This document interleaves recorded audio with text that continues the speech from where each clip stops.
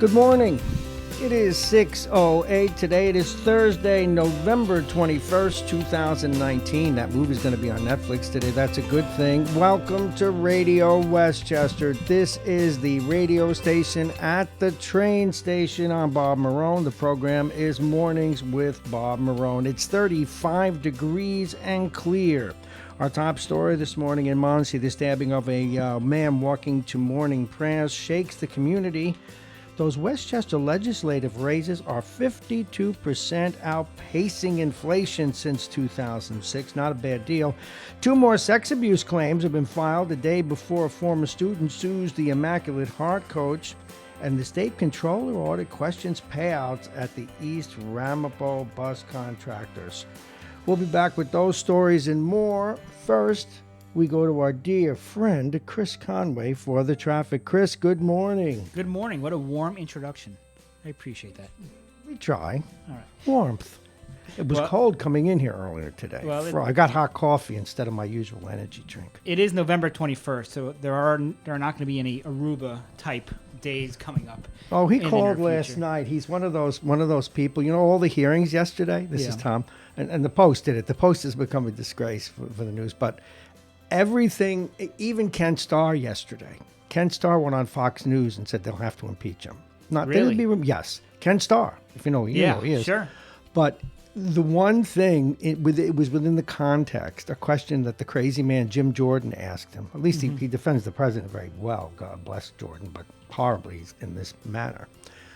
But the one question about one meeting when the president said there's no quid pro quo, the Post made that the headline today. In other words, there were 10 other things, 50 other circumstances, quid pro quo, Giuliani, quid pro quo. But the one time he says the president had said to somebody there was no quid pro quo, they made that the headline. You know, it's funny. Last night I was flipping through the channels and I put on MSNBC because that was the channel the debate was airing.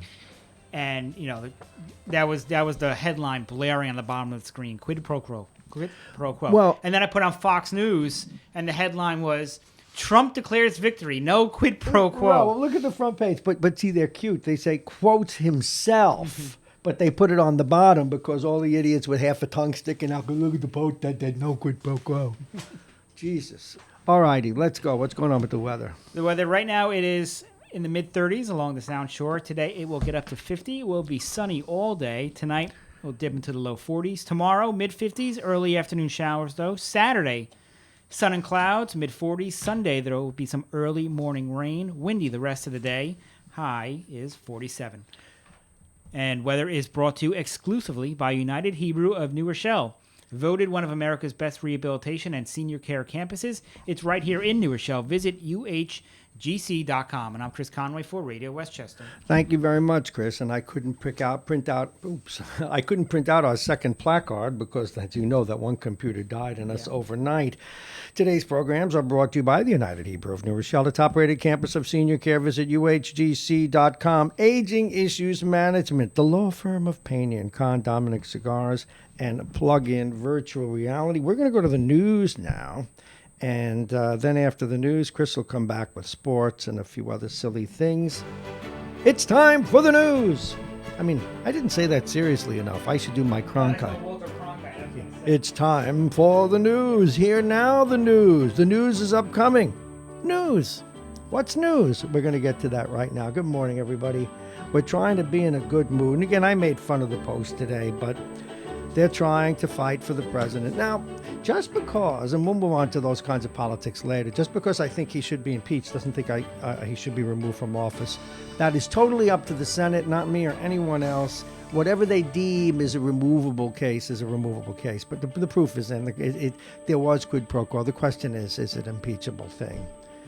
How they muddy the waters, half of the people defending the president say, well, it's not a crime, and the other people say it didn't happen. It happened. And Giuliani's probably going to go to jail, in my estimation. They're going to have to cut him loose, you know, Chris. Yeah. The president's going to have to cut him loose because he is the link. Oh, you know, yes. he's going to have to say, no, I never spoke to the president. And then now we'll get into obstruction of justice, but who knows? Anyway, let us move on. We are doing our local news right now. We'll come back with some of that national stuff. Let's get rocking. The brutal beating and stabbing of a 29-year-old man on his way to morning prayers yesterday has shaken residents in a usually quiet residential neighborhood. That residential neighborhood is Monsey. This out of Lohud today. The married teacher with young children was in critical condition after being attacked from behind by at least one person. It happened about this time in the morning yesterday as he approached the driveway of Modes Maharam Brisk Tashnad, a religious center with a synagogue, study center, and ritual bath at 2 Howard Drive. Rabbi Yishul Kahan said the attack was unprovoked. No words were exchanged.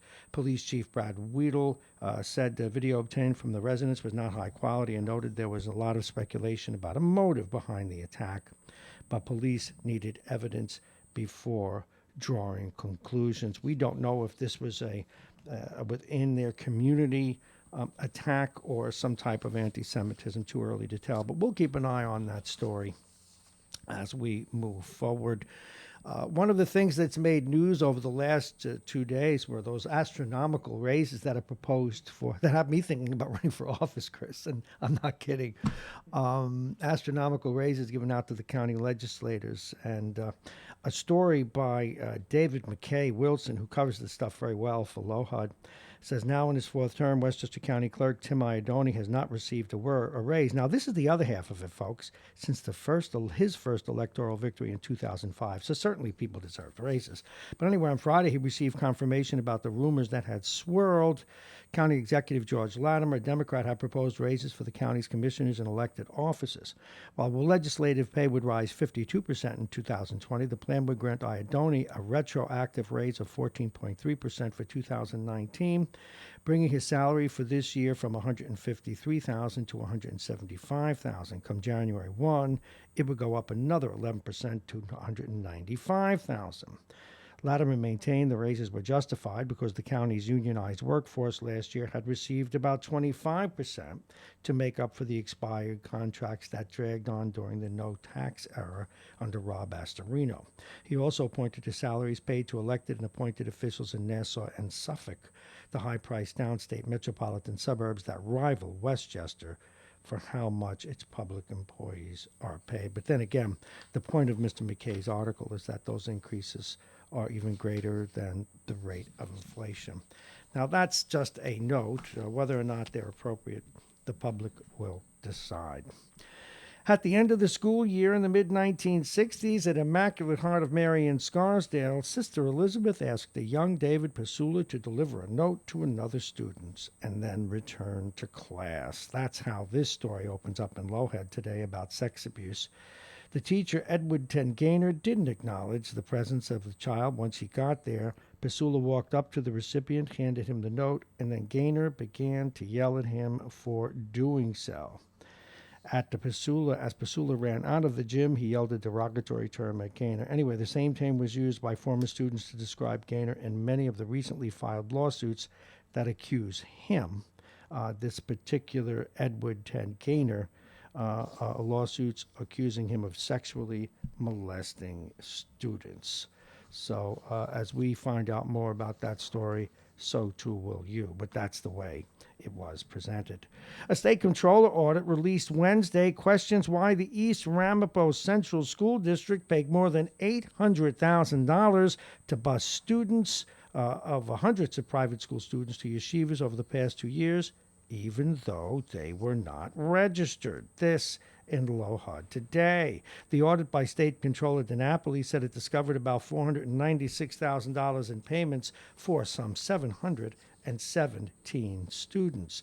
Additionally, a sampling of 300 private school students raised questions about whether district money went to transport students who may not even live in the district. This is not a surprise. A few years ago, we covered the scandal in that school district where money that was intended for public schools was redirected to yeshivas, and where, quite frankly, the governor, the education commissioner at the state level were very, very timid about it. They should have closed down the school district. They should have taken it over, but they were afraid of losing votes from the Hasidic community.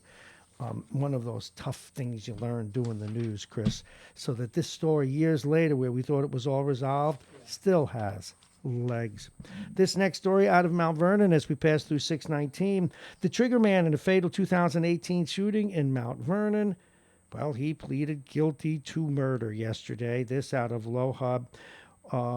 The individual, Tashwan Tay White, 20, pleaded guilty to first-degree murder, second-degree attempted murder, and first-degree robbery. This in connection with the slaying of one Donovan Brown, a 24-year-old. White gunned down Brown in an attempted robbery across the street from the MTA police precinct at McQuestion Parkway during the early morning hours of March 14, 2018. And it's not yet set what his particular punishment will be. He will be sentenced down the road. It is time for sports. Let's go to Chris Conway with the sports. Good morning, Chris. Good morning, Bob. The Rangers defeated the league-leading Washington Capitals last night, 4-1. Did you see any of that? I saw a couple of the goals. I saw- Panarin's ridiculous. Yeah, he had 2 goals last night. It is the Capitals' their fourth regulation loss of the season. It's a big win by the Rangers, defeating the league-leading Capitals, again, 4-1. NBA, Philadelphia beat the Knicks, 109-104. Brooklyn beat Charlotte, 101-91. That's basketball. Yes, that's And basketball. basketball. That's there have are no to say hockey in sports that are basketball. 101-91. But you'd be surprised. Really? Tell me the league that. You've never played against me. You can get 100 goals. Go ahead. In baseball, the Yankees released Jacoby Ellsbury after that disastrous What did this guy do? Have contract. brain surgery? He was out 2 years? yes. $23 million a year not to play? He signed a 7-year, $153 million contract. And I'm eating government cheese. That's the profession you got to get in. You got to be a left fielder for the Yankees. Forget running for office. And then you got Getting those Cespedes over incremental there raises. for the Mets getting $25 million a year to take time off. Yes. I hope, please, they got to get rid of him. Okay, continue. I'm sorry. The Yankees also released oft-injured first They get to baseman boo-boo? Greg Bird tonight. But Bird, I thought Bird was useful. No, well, he was always hurt. He wasn't too productive when he did make the lineup, and they have other options. So he'll probably get a job somewhere. I think he will. He's got some power in that bat. Yeah. even I heard if- he can fly, Bird. I did not hear that. He's fast. The feathered one is gone. Ton- Tweep, tweep, tweep, Tonight, tweep, just one local tweep, tweep. in action. tweep, The Islanders tweep. complete their home and home with the Tweep, Penguins tonight at Barclays Center. Tweep, And for sports, tweep. I'm Chris Conway, Radio Westchester. There was some other sport thing. You missed a big sports story, What's but that? but it's a tiny. Oh, so No, NHL, the Leafs. Now this is a big Oh, deal. yes, yes. The Leafs fired this guy, Mike Babcock, who I highest thought was overrated. Highest paid coach in the hockey league. coach, and aside from some football coaches, one of the highest paid coaches in the history of sports. He had a $56 million 8-year contract. This guy, you would think he came off the mountain with Moses with the 10 Commandments. And he was a decent coach with the Red Wings, and he coached some international hockey. He was a college player. Smart guy, but nobody. I love coaches. In fact, I think that the reason the Isles are doing so well is they have one of the best coaches in hockey. But $8 million a year for a coach or it's ridiculous. and what hurt him is obviously he lost in the first round. Right. Of No, and they playoffs, should the get last- their 3 or 4 million. But see, Toronto are the Yankees of hockey in terms of money. Yes, yeah. The best team historically that you can equate, pardon me, to the Yankees is the Montreal Canadiens in terms of they always win. And there was for many, many decades, they got first crack at, they like the whole ethnic twist. They got the first crack at any great French Canadian. They Right, had it was regional. So which is why New York always stunk in the original well, six. New York and Boston, plus they were American teams. So anyway, but Toronto has more money than the Pope or the God, whatever. I don't mean to be religious about it, but think of than Donald Trump. Okay, you have to inherit tickets to the Leafs. Yes. You have to inherit them. So it's like a religion up there. Anyway, he's gone, and a young coach by the name of Sheldon Keefe, who played about 40 games in the NHL. But it's kind of like all the other sports. Your best coaches weren't necessarily your best players. Babcock will get a job, but he Oh, yes. doesn't need one. Did I put anything else aside? No, you got the good sports story out of here. All right, we're going to take another look at the weather with Chris Conway, and then we will come back. We'll talk about international stories. We'll open up the phones, and a couple of local stories we didn't get to. We'll talk about. We understand that there's going to be another rally Friday, and these are my words: the mob will resume. Something's not right with this issue with the coach in New Rochelle. And what we mean by that and what we get to that.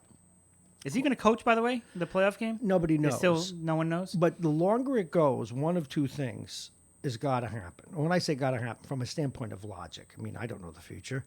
There's either a lot more to what he is charged with or what he is being investigated for. Well, you said it yesterday, the best. He better be. I mean, well, this because dragged on for otherwise so the long. school district is really giving itself a black eye. But the longer it goes, people really have to begin to wonder about that. But more importantly, they need to begin to think about the fact that a rule was likely broken. Mm-hmm. And that regardless of what great man he may be, decent soul, friend of the people, those are the rules. And it's kind of like a small town issue here. Nonetheless, let's find out from Chris what's going on with the weather. And right now it is 33 degrees along the Sound Shore. Today it will get up to 50, be a sunny day, the nicest day of the week, nice comparative term. Who gives you the right to say it's the nicest day of the week? Well, if you like rain, we got good news for you. Oh, okay, go ahead. Nicest day of the week. Tonight it'll dip into the low 40s. Tomorrow, mid-50s. There will be some early afternoon showers. Saturday, clear, sun and clouds, 46 degrees. Sunday, early morning rain, windy the rest of the day. The highs will be in the upper 40s. And weather is brought to you exclusively by United Hebrew of New Rochelle. Voted one of America's best rehabilitation and senior care campuses. It's right here in New Rochelle. Visit uhgc.com. And I'm Chris Conway for Radio Westchester. Thank you, Chris. Let's take a look at some of the national stories that are making news. Now, yesterday, of course, I was being snarky today. It's fun to be snarky. But the more I see and hear from these impeachment hearings, the Senate's going to have a job on its hands. Now, just my own take on it, the way I think it's going, I think the president I think they will draw up articles of impeachment, but I do not think he will be convicted. And for my money, I'm not sure he should be, because if we were going to really argue all day on this topic, and we're not, I would have said that there were other things that he did earlier on that were probably impeachable if one considers those things impeachable. It really is a matter of opinion. But the only, because there is no set law for it, but the only persons whose opinions will matter are the senators, and most of them for whom it will matter most will be the Republicans in the Senate. So, and that's probably a good thing. At least that's my take, folks, because let the people decide after they see all this. But the papers, MSNBC, last night just putting quid pro quo across the bottom. That's not fair, even though that was the predominant theme of the meeting. Nor was it fair that the New York Post put the one quote in thousands of words of testimony on their front page. The center is not holding. Now, this one's going to hurt if you're a supporter of the president and you enjoyed his pursuit of Mr. Bill Clinton, the one-time president here, of course. Yesterday on Fox, no less, on state television, on Trump TV, Ken Starr, here it is, out of The Week magazine. It's an aggregator. They don't take political positions. Ken Starr, the former Solicitor General who headed the investigation that led to the impeachment of former President Bill Clinton, called Wednesday's testimony by U.S. Ambassador to the European Union, Gordon Sondland, quote, obviously one of those bombshell days, unquote. Speaking on Trump News, on Fox News, Starr agreed with the hosts that things now do not look good for the president substantively. Sondland's testimony, Starr said, confirmed that there was a quid pro quo between Trump's administration and the Ukrainian government, which would be bribery, quote unquote, in the jargon of impeachment. But again, jargon, folks, doesn't mean it's so. Sondland also said that the orders to push Kiev to open an investigation into Trump's political rivals had come directly from the Oval Office. Starr himself focused specifically on the question of Trump's alleged contempt, noting that Sondland had spoken, quote, vehemently and bitterly about his lack of access to records to help him, unquote. Additionally, the Democrats' line of questioning made clear that Sondland's attempts to refresh his memory for the testimony had been denied by the administration. That's why at one point he was asked by Congressman Jordan, what date was that? He said, I don't know, the White House wouldn't give me the records, which could build a Democrat's case for obstruction. Anyway, that's Ken Starr. Now, Vindman, this is the soldier that everyone who supports the president is criticizing, and they say he's a little arrogant. I don't know. But anyway, a lawyer for Lieutenant Alexander Vindman sent a letter to Fox News on Wednesday requesting that the network either retract or correct a, quote, deeply flawed and erroneous segment that aired on October 28 on, well, the Ingram angle. Well, I don't even know why I'm doing this story. When she opens her mouth, there's no truth to it. It's all just entertainment.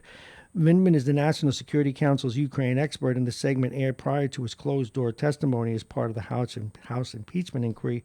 Laura Ingram said it was kind of an interesting angle that Vindman is advising Ukraine while working inside the White House, apparently against the president's interests, and usually they spoke in English. I found that astounding. Some people might call that espionage. Good grief. You know, I've been pounding her for 10 years. Yeah. And it doesn't make any effect. Who cares what I think? But she keeps moving up in the system. But you know what's the most telling thing of all?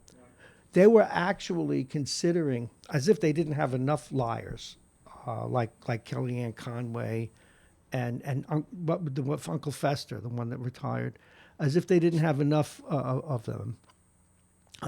They were going to make her one of the communications people at the White House. Please, you know, and I really don't, believe it or not, I don't want the president to fail. It sounds like I'm one of these anti-Trumpers. I'm not. He won my feelings by his behavior. Yeah. Okay, let's see what else we have. Putin was happy, though. Listen to what Putin is saying. At least one person is happy about everything that's going on in Washington, D.C. As everything that went down between President Trump and Ukraine comes to the surface, Russian President Vladimir Putin is saying, quote, thank God that eyes aren't on him anymore. No one is accusing us of interfering in the U.S. elections, he said at Wednesday's Economic Forum in Moscow. Now they're accusing Ukraine. See, he's playing from the same playbook as the White House. Nobody's accusing Ukraine. Only Giuliani and the president are accusing Ukraine. Now, a story I had to write down because of computer failure. Evidently, during a hockey game, some players from Scarsdale's hockey team were playing a team from North Park, or wherever that is, and there were anti-Semitic remarks. Now, fortunately, the North Park Hockey Board is not defending their players, nor should they. They're saying they will take it seriously and they will deal with it. Now, there's something in hockey. I don't know how familiar you are with it. In fact, I constantly have to counsel my grandson never to get personal, but that's hockey. The things that it's called chirping, and the things that get said to one another out there. And it used to be very ethnic, very personal, very racial, but those days are gone.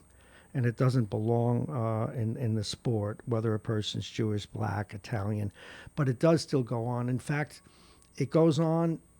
What's interesting is you're allowed to say more terrible things. In the National Hockey League, even, and they don't like when we talk about this, the same way baseball didn't like us talking about the Yankees. Yeah. Let's say a guy found out your wife was cheating on you. They'd bring it out on the rink. Oh, yeah. Oh, God, yeah. The greatest, most honest hockey broadcaster out there is a guy by the name of Matthew Barnaby. Do you remember him? Yes. He used to play for the Rangers, and he's the guy that actually used to laugh during his fights, a little wired, a little strange. He would do that. If he knew a guy had a problem at home, he'd go after it. Wow. And every once in a while, there's a big apology. There's a guy... not O'Reilly, I forget his last name now, but a really great player that had a very short, like only a 7-year career because of problems mentally. They made movies about this guy. His father would beat him literally every day and go to all his games, and then stalked his own son, and his father had to be arrested. And till one day when he was 16 years old, he challenged his dad and finally beat his own dad up on the highway and how to get guardians, but it really created a big problem for him. Anyway, this guy Burroughs on Vancouver would ride him about his daddy. I'm going to beat you the way your daddy did, and stuff like that. And whenever this player would talk about it on the air, his venom for Burroughs, because he's another hockey analyst now, was palpable. And years later, Burroughs actually apologized. So that's how wicked it is out there. Yikes. I mean, just awful. You want to know how also wicked it is? I think I told you the story. You know what Barnaby did when he was playing the equivalent of college hockey in Canada Junior? They were using wooden sticks. He would file down the corner of the stick to a point so that he could hack guys in the calves. This is when hockey was barbaric. Okay, let's go to another side of the political ledger, and this side is fun. This is so common. And another thing, folks, that we learned doing hard news as we passed through 634. The Reverend Al Sharpton's troubled charity, the National Action Network, has dodged scrutiny given other nonprofits, despite paying him $1 million last year thanks to his political clout among Democrats. There are certain things that are universally true in New York. The sun rises in the east, sets in the west, the subway is late, and no one wants to pick a fight with Al Sharpton. Evidently, my point is that these people get money for these organizations, and most of it gets sifted off at the top to pay salaries and things like that. Do you know, I've never had him on. I've been on the air now over 16 years, something like that, at least mornings 12, and maybe, I forget, it's almost coming up on 20, somewhere along the lines. And they used to call and say they wanted to put him on. And he'd be an interesting man to talk to, particularly after he performed fairly well when he was a candidate for president. Mm-hmm. But I have a deal.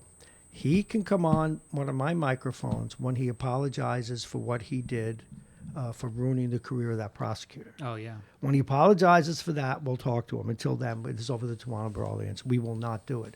We all too often let these people who die as a result, when I say die, either spiritually, politically, or physically, we pay no respect for the collateral damage at all. Same thing when the president decided to let Turkey invade Syria. Mm-hmm. Okay, a lot of children died. Hospitals were blown up. Oh, that's just collateral damage. Who cares? Well, we care. At least we're trying to care. Now, we already covered this thing with the Knicks. We covered this Rangers issue. We're going to take a break. This is the one, the only Radio Westchester. We are live at the radio station. It is 6:36. The bottom of the hour is brought to you by Aging Issues Management, the law firm of Payne & Kahn, Dominic Cigars, and Plug-in Virtual Reality. We now go to Chris Conway with the weather. Chris, good morning. Good morning, Bob. Rochelle. Today it would help if I put the right mic on. Sorry. Don't be mad. Moving on. It is 33 degrees here in New Rochelle. Today it will get up to 50. It'll be sunny most of the day. Tonight we'll get into the low 40s. Tomorrow, mid-50s. It'll be some early afternoon showers. Saturday, sun and clouds, high 46. Sunday, some early morning rain. Windy the rest of the day. High will be 47. Weather is brought to you exclusively by United Hebrew of New Rochelle. Voted one of America's best rehabilitation and senior care campuses. It's right here in New Rochelle. Visit uhgc.com. And for Radio Westchester, I'm Chris Conway. Thank you very much, Chris Conway. We're going to take a look now at who is coming up this morning. We're going to open up the phones in just a few minutes. Let me get the music off here. It annoys me. I'm annoyed.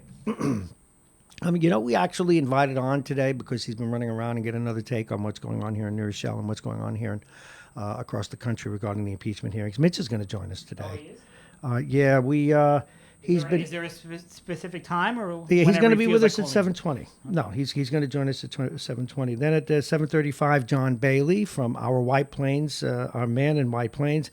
And then the guy who's become absolutely one of our top guests, both for his humor and his insight, is former county executive Andy Sprano. Now, we're going to run these raises by him and get his reaction. Would he have put through raises like this? He might have. He goes back to 2005, the last time anybody there had a raise. He may say, well, they're perfectly appropriate. We'll see what he has to say about that. We'll see what he has to say about Donald Trump. He was one of the first people that said Donald Trump could well be elected because of the zeitgeist in the country at that time. And we will talk at 9 o'clock with the former mayor of Mount Vernon. The new budget came out and now has things in it that he asked for that he never got. And it's, again, this whole thing about collateral damage, we do look back on collateral damage.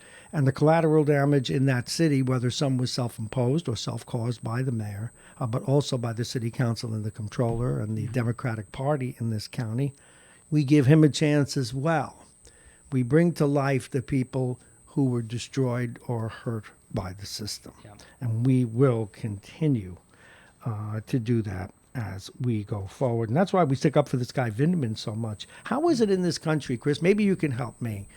You know, like in The Godfather when he says, I know you're not in the muscle end of the business, Tom. Well, I know you're the sports, weather, traffic, those sorts of things. And you know your politics, though, but not into this.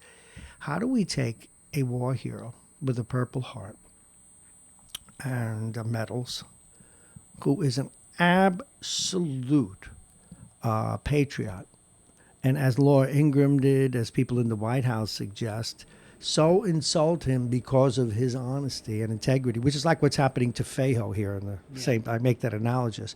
Integrity is like a poison for a lot of people, even if they themselves has integrity. If the integrity deals with something that they don't agree with, they attack the integrity. Mm-hmm. It's an amazing thing. Anyway, that he has had to appeal to the U.S. Army. I don't know if you're aware of this. No, I was not aware. To protect him. Wow. Did you ever think you would live long enough that the behavior of a president to agitate his base and to make enemies of fellow Americans, enemies of them, would result in a loyal American having to seek protection? Did you ever think you'd live in the country this long? So when people say, what are your problems with Donald Trump, that boils it right there. Yeah. I don't care what else he does. I don't care how good the economy is. Don't ask me if I would vote for impeachment. I don't know yet. But I would consider it a very sacred thing. I'd rather the people do it. Yeah. But I'm beginning to lose faith in the people. So I don't know. It's just... Anyway, that's why we will have him on. Now, supporting the bottom of the hour, the United Hebrew of New Rochelle, the top-rated campus of senior care. Visit UHGC.com. Aging Issues Management, the law firm of Payne & Kahn, Dominic Cigars, and Plug-in Virtual Reality. We tried to reach out to our European correspondent today. He can't do today, but we'll get him on tomorrow. He is tied up. He does broadcasting in the UK. So we're actually going to send him a text that says tomorrow is fine. He's working on... Tomorrow is gone. I hate these things. Anyway, the phones are open, 914-222-3141, 914-222-3141. Tom from Pelham kept texting me and calling me all night as I was working here. And then when I went out to grab a sandwich, Tom, as you know, who has been miserable to me and I to him while he was in Aruba, Tom, when he watches the hearing, sees it through Trump glasses. He called me up. Look, it's a slam dunk. The president, there's no quid pro quo. But Tom's a really intelligent guy, so I got a list like Anthony and I don't agree on a lot of this stuff. Anthony knows his stuff. Yeah. So when guys like these two call up and say, Bob, you got it wrong, I said, I better listen. It's hard to hold the center when people you respect do that. But nonetheless, I guess we all do it. I probably am doing it now because the president makes me so angry, and I have to check that. Yeah. Sometimes. Now, I do want to go back. What more do you know while we wait? You can call in any of these issues, folks. What more do you know, Chris, about the scandal that will affect the Houston Astros? Well, it's kind of the newest news that came out yesterday is that, whenever a team wins a championship, they put out a DVD. The season we won it all. And apparently, if you buy the Houston Astros 2017 World Series DVD, you will see, you can kind of see, they show in the bowels of Minute Maid Park where the Astros play, you can see kind of the cheating setup. What do you mean? The computers next to the trash cans that they bang. Someone walked by it, and you could actually see the setup behind But how could it be in the DVD? Or they probably made it before They made the it 2 scandal years hit? ago, before any of this was even remotely considered news.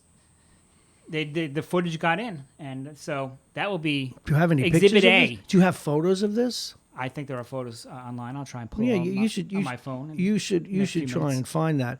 How serious do you think the punishment ought to be? It's going to be serious. Major League Baseball is treating this very seriously because it also dovetails with the pace of play issue that baseball has worried about for years. I mean, if you watch these World Series games, these playoff games, they last 4 hours long. Yeah. And part of it is because you got to put out 9 signs for every pitch, even when there's no one on base, and you got to have these constant visits to the mound because teams are paranoid. The Yankees especially are paranoid about Stein stealing? Yeah, when they play in Houston. So I think, as we discussed yesterday with Jake, there will be loss of draft picks, suspensions to maybe the managers, maybe even Carlos Beltran, who is supposedly one of the ringleaders. I'm Carlos Beltran. I do what I'm told. One of the ringleaders of this whole operation. Of course, he denies everything, but if he's caught in that lie, I mean, he could be gone. What I've read is maybe half a season. For some of I these have so guys. many mixed feelings about this, and it even dovetails into what's going on in Washington, what's going on here in New Rochelle with the coach. I'm sure you were brought up the same way. You grew up in Mamaroneck or New Rochelle. Where'd you grow up? Yeah, Eastchester, Eastchester, that area. There's that, and even now you hear it in neighborhoods. Snitches get stitches. In the mob, nobody likes a rat. In government and in the military, rats on one hand are supposed to be revered, but on the other, they're still disliked. Mm-hmm. So I feel bad for Beltran because he probably doesn't want to break the code of ratting on his team. No, absolutely. And so he's in a tough spot. Similarly, whenever I read a story about the Edward Snowdens or do a story about these people that have uncovered things the United States didn't do well, I said, look, I understand that, but you also let stuff out of the bag that maybe got people killed. That's treason. And like I would, if I could find Snowden, I'd put a bullet in the back of his head. Wow. That's all, and not because I don't like rats. If you're going to be a rat, you got to do what Ellsberg did. You got to go all the way. You have to expose where the country is letting people die because it's lying to you. Yes. And even at work, one of the ethics that's changed in work, and it really started with Generation Xers, there was a time in the work structure in corporate America where you were loyal to your boss. And this is why Trump, as a businessman, I understand sometimes his emotions about this, because you think people working for you should only rat you out when someone's life is at stake or they're breaking a rule or they're stealing. Well, in corporate America, Generation X's, when they came in, and I'm sorry, Generation, it doesn't apply to all of you, but this really happened. We could no longer trust that. They go to HR. Here, give us a hand, Anthony. I was giving you some props before. They go to HR, these kids, if they don't like a strategy the boss has, and they complain about them. Yeah. And I had HR come to me one time. I had this employee, right? And he had the best executive under me. He had the best. This kid had talent, but he was lazy. And his dad had a big job in another division. And there were times that he, like if he had an assignment he wasn't done, I'm going home now. It's 4:00. No, you're not. You got to finish up. I don't have to finish. He'd leave. So I transferred him under this woman who was a great mentor, but didn't take any spit. He went to HR in a heartbeat. I got so angry when HR came to visit me that I crushed one of those stress balls and got sand all over my desk. But that doesn't fly anymore. Now you can't trust the people that work for you. Yeah. And if they don't lie, in other words, so where do you draw that line? I don't know anymore. But I still have a real deep-seated reverence for loyalty. And the president grew up the way we did. He grew up in Queens. As a businessman, you really need loyalty. But the political arena is not like that. It's a different animal. But I feel for, and this is linking it all together, I feel for Beltran. And I don't know where the line is. We all have a code. But if you do have, and I spoke with this yesterday with Harlan Ullman about this regarding a woman who worked for MI5 who was an intelligence officer, who saw information related to weapons of mass destruction, and that there was a fake cable trying to get the UK to go to war with us, and she leaked it. Now, if she ever was going to do that, and it's a fair question, I don't know the answer. I know how my gut feels. She signed the State Secrets Act. You signed that act. Again, you either cross the line and become a revolutionary and say, I'm breaking it, and throw yourself, but you got to then say, I'm doing this, go public, boom. Because she signed that State Secrets Act. Okay. But and they couldn't prosecute her because it would have revealed too many or embarrassed the government. I don't know where the answer is. I really don't know where it is. But Carlos Beltran's in a tough spot because he's going to have to, when he testifies, break his code with his fellow players. Yes. In fact, I'm surprised the pitcher did it. Do we know why he did? No. We even know why this came out? No, I have not seen any. Andy, reason. take a seat. Come on the air. Well, are you kidding? Anthony was on his way to the city, no doubt, taking care of his father, as he does once a week. And has a friend of the radio station, keeps me honest. In fact, I was talking about that as you were arriving, Anthony. Please, folks, say hello to Anthony. I just want to reset here. It is 6:50. You're listening to Radio Westchester. We are live at the radio station here in New Rochelle. It is 35, still 30. What are the temps? What are the sky It's conditions? 33 degrees right now. It's getting colder. It always does that. I can't figure that out. Anthony, good morning. How are you? Good morning, good morning. Anthony, we were just talking about something as you came in, and I know you grew up the same way I did. Do you know the way we were taught you never rat on anybody unless lives are at stake or the law is being broken? The question you have to ask yourself, or the reality you have to come to, is once you break the code, there's no going back. Once you accept that, then you make your decision. That's the bottom line. Right. And you've got to go all the way. And that's it. what the Founding Fathers did. Good fellows, right? Yeah. That is. What people don't realize about the Founding Fathers is they were all guilty of treason. Yep. And they decided that and they went that extra step. Yeah, no, you're right. We're no longer being loyal to that. We're establishing a new paradigm, a new magisterium, I think the word is. No turning back. And that's gone. I was talking about when I was an executive at Merrill, I was very disappointed in the generation, I guess it was the Generation Xers. They would rat on a boss who had a cold. And it was just such a disappointment to me. They don't even have a work ethic, so it is what it is. Well, it certainly wasn't the work ethic that we had. Anthony, with the biggest story, I mean, I'm almost tired of the Trump story, and I have to do it. I'm not tired of the story here in New Rochelle about this great football coach. But one of the things is becoming obvious. And I wanted your take. That's why when I saw you, I said, good. Because you know this city like the back of your hand. For this to go on this long and without blindly supporting the school district, one gets the sense that there better be some fire behind the smoke for letting it go on this long, because the political issue, it seems to me, is solvable. That you could, you shouldn't have done it. Here's what he did. Time served. Go coach your game. Everybody's happy. That's only if what we are rumored to know is true. Right. It could be worse but because here's my point. If it turns out, and I think the analogy I used yesterday is, if all he did was do the equivalent of stealing a pack of cigarettes as opposed to robbing a Cadillac or a bank, the school district's going to look awful. Absolutely.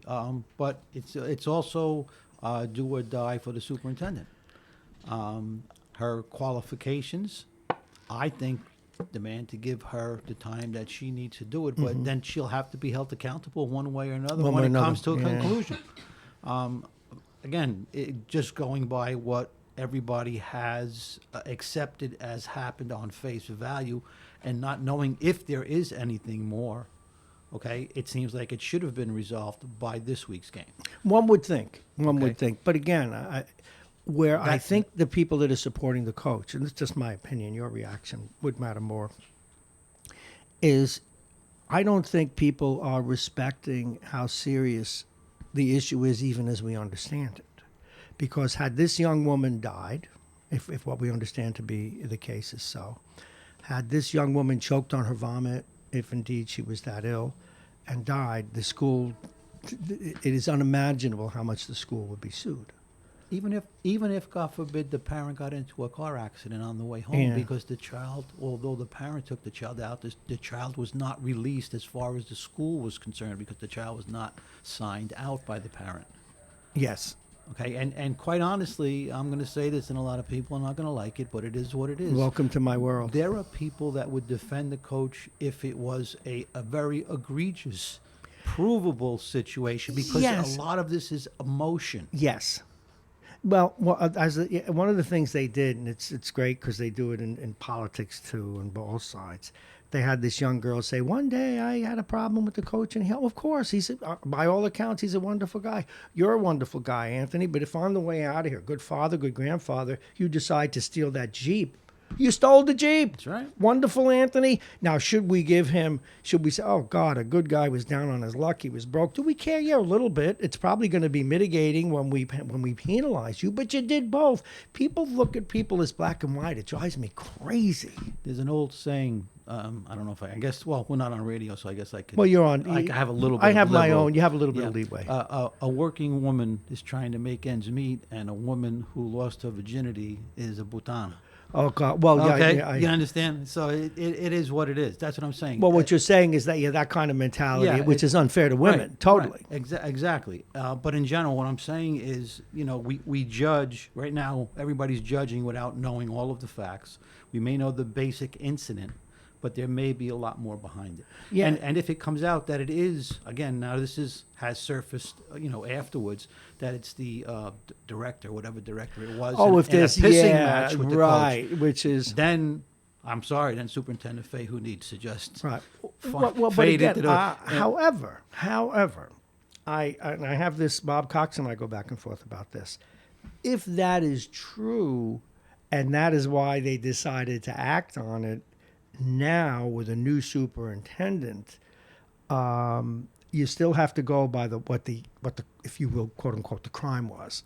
If he broke a rule, he broke the rule. Right, but my point is, if that's the case, and there's nothing more than what we know, there's no reason it should not have been resolved completed by in now. 2 weeks. See, time is becoming a huge issue. And what's interesting is, and like you said, people get upset. This sounds like we're anti-coach. No, not anti-coach at all. I coach sports myself. I know what it's like. I'm supporting him in the sense that as far as I'm concerned, at the very least, he should have been interviewed by now. Yes, At one the- would at think. at the bare minimum. One would think. Okay, And, I'm a little bit taken aback, I guess, by him not having an official comment, not pro or from against, his, just yes, to make a statement yeah. about the issue. Yeah, you're absolutely right. I got another issue to throw at you, but what I want you to do is take a deep breath, because it's got to upset anyone, even me, who I thought the county executive was doing a good job. And I interviewed him the other day, and we talked about the budget, and we talked about term limits. And I said, well, okay, but we didn't talk about the budget. Or we didn't talk, rather, about the raises. And then a few hours after he was on, these raises came out. Now, look, you don't get a raise since 2005. I get it. But what is your reaction to the amount of the money? And you're going to support me when I run for office. If you read that article, they tried to justify it by saying they went back to 2005, 2006, whatever it was, and they didn't get raises, and it was just the cost of living. But then when McKay did his story, And he did a follow-up today. it came up to like half of what they had said, what George had said, okay? And then they turned around and said, well, we were projecting out another 6 years because they hadn't gotten raises in 6 years, and that's what we expect for them to get their next raise. It's all mumbo jumbo. Just this is the problem I have. It's a probably one-party rule as well. Right. Well, also, but the bottom line is, we were told when County Executive Latimer came in that there were going to be tough times. They didn't. Taxes weren't raised. He was trying to sell parkland. He didn't have money to balance the budget. He didn't have money to fill vacant positions. So he threatened to sell parkland. Then he raised the sales tax 14%. Now, not only did that individual act of raising the sales tax 14% allow him to balance the budget, fill the positions, commonly not known sell the 1% sales tax, parkland, yeah. okay? It also allowed him to give out 52% raises. So think about how much we're actually overtaxed. I'm not denying anybody a raise. And you know what? If people deserve a raise, put it in their contract. Put in a CPI. Put in a cost of, put whatever you What's want. the CPI cost of Yeah, income? whatever the Cost of- CPI yeah. rate is for the year before, it goes up incrementally. But my point is, put it in their contract. And, you're going to lose people. You may lose people because they become senior, they become experienced, so other people will want, absolutely. So you take somebody else. There's other people out there. You don't see any municipality folding. Look at Mount Vernon. How many positions, major positions, they had open? Oh God, yeah. The government may have not run well, but it still ran. Yeah, and then because of the internecine wars there, the comptroller wouldn't let Richard Thomas hire them. It was funny. We reached out to former Mayor Thomas. He's going to be calling in later at 9:00. He, in my old studio at WVOX and in this studio, went almost voiceless saying, I need a chief of staff from the day he got in there. They wouldn't fund it. Now he's out and they funded it. You can't. And I tell you, there's going to be, and it could affect Mr. Thomas too. We just don't leave people dying on the battlefield because they're old news. They're out. We follow up. What's going on now, the IDA, we actually got the words from the mayor-elect. She thinks there's criminality there. And certainly in there, and the urban renewal agencies, those urban renewal agencies are a hellhole of corruption. Do you understand why Richard didn't get what he wanted, right?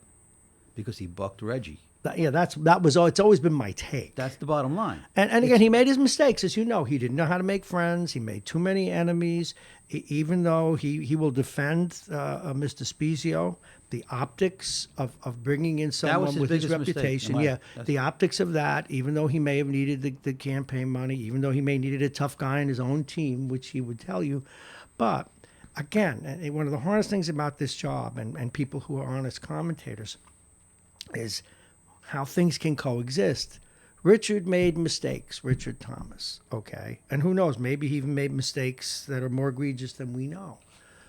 But I know what I saw, and I know the documents that I saw, which is why a guy who, how many years have I supported Thomas DiNapoli? Good, we having a now I just think he's garbage because I saw the documents. He becomes a bureaucrat. That's the difference. When they take office, the new broom wants to sweep clean. You can bring in a strong man if you want, a strong arm guy if you want, but you got to keep him under control. You can only let him go so far. Yeah. If you just give him free reign. But all he had to do is when he went into Mount Vernon, I saw the letters. I saw the plaintive pleading letters to him and the governor. I've seen them with my own eyes. Please do forensic audits in this city. Please, they won't let me look at the numbers. And it is enough to get me. And then 2 days, and then they come in, and 2 days later, they and I saw this email.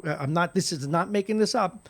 Some operative who worked for DiNapoli sends an email to the mayor, said, whoop, an emergency came up, we got to go. And by the way, the best part of it is, don't worry about the office you were setting up for us. We're not going to need it. In other words, we're out of here.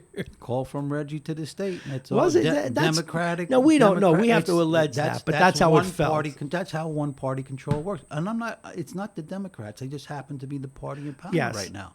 That's what happens when you have one-party control. There's no checks and balances. So anyway, I was, and I have to say, I was shocked at these raises. I really was. And yet, as you know, if you've listened for years, there was a time, and I've always supported paying people properly because you don't, and then the argument is, well, then they shouldn't get into public service. True, but it should at least be serviceable. You want to get good talent. But then I saw the deputy county executive is going to make $200,000, and I'm saying, how do I get this job? Now let's go there, because the deputy county executive is going to make more than the county executive. Yes. Number one. They all are going to make every job that got except for the legislators. Now, just to show you that it's political, why did the county executive exempt his position? Because even though he's giving himself he wants a to be raise, able to say, I didn't give myself a raise. But it's the position. So now what happens to the next person that who succeeds wants that him? job? Yeah. If he's talking about getting somebody of quality, why would somebody come to be the county executive when your deputy's getting $30,000 more, $40,000 more than you? I don't know. And we often talk about these part-time jobs and blah, blah, blah, blah. But $75,000 to be a county legislator a couple of days a week. How does it sound, Anthony? Bob Marrone for And when is the just seat want in New you- Rochelle open again? I just want you Do to I got to be wait 4 years? I want you to be prepared for when the next time you have County Executive Lad Marrone. Yeah. Because he'll definitely come on if he's listening at all and say, well, I see, Bob, you had the loyal opposition on the other day. You know, these are the people that always come out against me no matter what I say. No, but it's this is a political opinion. No, yeah, it is an opinion, but you know what? But that's this is fair. No, but that's his standard Yeah, but this is a procedure. fair- yeah, but your questions he are prefaces fair. every interview with you, every response with you by something similar to what I just Yeah, said. but this is a little different. This isn't a political opinion. This is an economic assessment. And But he's going to tie it into politics and to tie it into the people that oppose it. Can't just be the loyal opposition who always come out against him, as you know, as if Trump could kill somebody in 50. That's you watch. Mark my words. I mock him right now. But it's interesting. The more we do this stuff, it just I'm really when is 4 years, every 4 years. I got to wait for? Oh no, didn't you get elected 2 years ago? The current. Oh, you talking about county or city? You said Oh no, city. I want the county legislator. Oh, every job. 2 years. Every 2 years. Oh baby, how is it gonna? Let me. Hi folks. Think about. Smiling Bob for county legislator. Would you vote for me? That's Where right. Where are you? Would you vote for me for county? Because you know what? I'd be a good county legislator. I'd actually be out. People actually know who I am. Think about this: 75,000 for a part-time job, and every 2 years, so you're always running. You really don't do that much work. Well, I'm always running. Plus, Yeah. plus I'll keep my microphone. Vote for me, and I'll set you free. Something like that. A chicken in every pot. A pot in every cigarette. What does that sound good? Cigarette? Well, In this culture, you're going to mention cigarettes? Yeah, you got a chance. no, I'm not. Thanks a lot.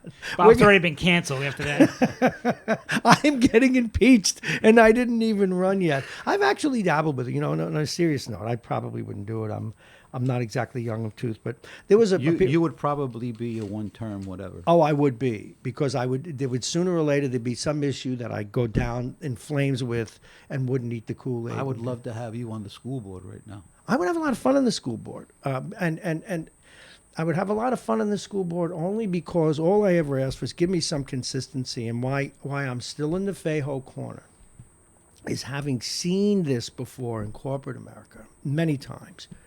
When someone comes in with integrity, and I'm using that as a very generic term because sometimes people with integrity are wrong. But the thing is, they come in, they do what they say what they mean, and then they start making rules and the things that everybody looked the other way at, they don't look the other way at anymore. But the problem becomes you still have your sacred cows that, well, I'm an exception. They'll look the other way from me. I won't have to pay my parking ticket, or I can do anything I want because I run the football team. And that's apocryphal, folks, not real. I can do anything I want. I've been a teacher here for 40 years, and the new sheriff in town says, no, you cannot. People don't like that. And the worst part here in Rochelle, it's not new rules. It's just enforcing existing rules. Yeah, well, I told you when I took that one job in Merrill where I had filled in for a guy who went to jail, and the management called me in and they say, you said you wanted a tough job. Well, I wanted to prove my medal at the time. You got a tough job now. Because what had happened, there was the illegal stuff that went on, but underneath that, this thing had evolved, a very laissez-faire. People they would break a lot of procedural rules. It wasn't unlawful what they were doing, but all ethics went away. And I hired this woman who she had this amazing gift of being good with people, but tough as nails and had integrity. And at first, we fired together in the first 6 months. And we had hundreds of people working, about 30 people. They used to call me Jason. He's a nice guy. And I had to fire this one guy who was beloved. I mean beloved. But he was breaking rules that cost the firm millions of dollars. And I caught him. He went out on vacation. And because, which happens, the people working for him kept performing by his failed standards. So I called this one woman in and I said, we have this account that had a $21 million error in it. I said, okay, where are we? Is it all reconciled? And she said, oh no, I'm taking the books home. What do you mean taking the books home? You're not allowed to take those home. Those have to be done here. We're talking about marks to market. Oh no, we do it every week. And I said, let me bring the books in, called in a forensic accountant. By the end of the week, when he came back Monday, I fired him. Those people, he was already, we'll get into it. He was a saint. He did this for me when my mother was sick. It sounds a lot familiar, doesn't it? That's why he did He for did you. this. He helped me take work home when I was busy, and he gave me 3-hour break. You know, all I'm saying is we should be very careful about what's going on in the school district. We got to take a break. Chris, you owe people traffic, and we'll say hello and goodbye to Anthony. What's going on? Did I say traffic again with the weather? Jesus, maybe we should just start doing traffic. I want to do it. Should I? That's good, because I need to hear from listeners. Some people said that since we're national now, blah, blah, blah, blah. All right, yeah, go ahead. You know, even if you get to do it only twice an hour, as opposed to the every 15 minutes, people will get used to that. And if they tune in to get the traffic and they hear who your guest is or who you're speaking about or who's coming up, they may stay with you. Thank you. Guess what we're starting to do one day. All righty.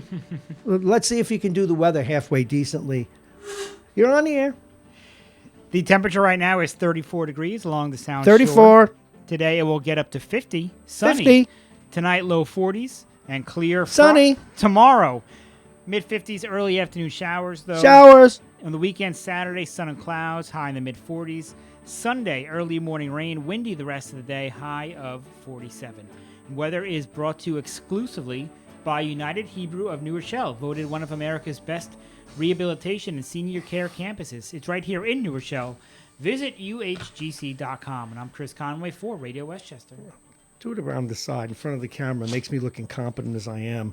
All righty. As we head to the top of the hour, we're going to look at some of the headlines. The top of the hour is supported by Aging Issues Management, the law firm of Payne & Kahn. Dominic's Cigars. Dominic's Fine Cigars, licensed retailer with a big selection, including Arturo Fuente, Padrones, and more. Dominic's Fine Cigars, located at 204 Boston Post Road in Larchmont. The law firm of Pena & Kahn, soon to sponsor both the shows in Spanish and English about their law firm and about the kind of help that they can offer you. Plug-in virtual reality. And remember, after our grand opening, we're still waiting for the city. When we find out when that is, there will be free opportunities for you to experience virtual reality. And we know that you will want to have it for your party or your bar mitzvah. A lot of fun. It really is. It's just ridiculously fun. It really is. And it really is virtual reality. I mean, once you put that helmet on, if you think you can look backward and it's not going to, it's there too. It's everywhere. It's at you. Yep. You're in another existence. It really is. I mean, if you've never done it before and you put the helmet on and you see yourself holding this sword fighting. Yeah, fighting those discs that come at Yes. you. And then the best part, it's actually more fun for the people watching because they can see what you're dealing with on the screen and watch you standing there like looking like an epileptic seal, flopping around doing stuff. And then they want to do it next. And then they want to do it next, or they want to watch someone else. And we can bring that to your party or your bar mitzvah or your wedding or whatever it may be. Just give us a call, and here's the number, 914-727-2726, 727-2726. We're going to take a look at the headlines right now as we come up on 7-11. This story out of Monsing, a man was stabbed walking to morning prayers, Chris, and it absolutely rattled the community. And right now, the police don't know, as we review these stories, they don't know if it's something in the community, it's an Hasidic community up in Monsey, some sort of a vendetta, or if it is an anti-Semitic attack. We're waiting for the police to tell us. Now, in Westchester, those legislative races, according to a story by William McKay, by David McKay Wilson, does a good job with this. We got to get him on. That the 52% raises far outpace inflation since 2006. This is in his steady stream of columns called Tax Watch, and we just talked about that a little bit.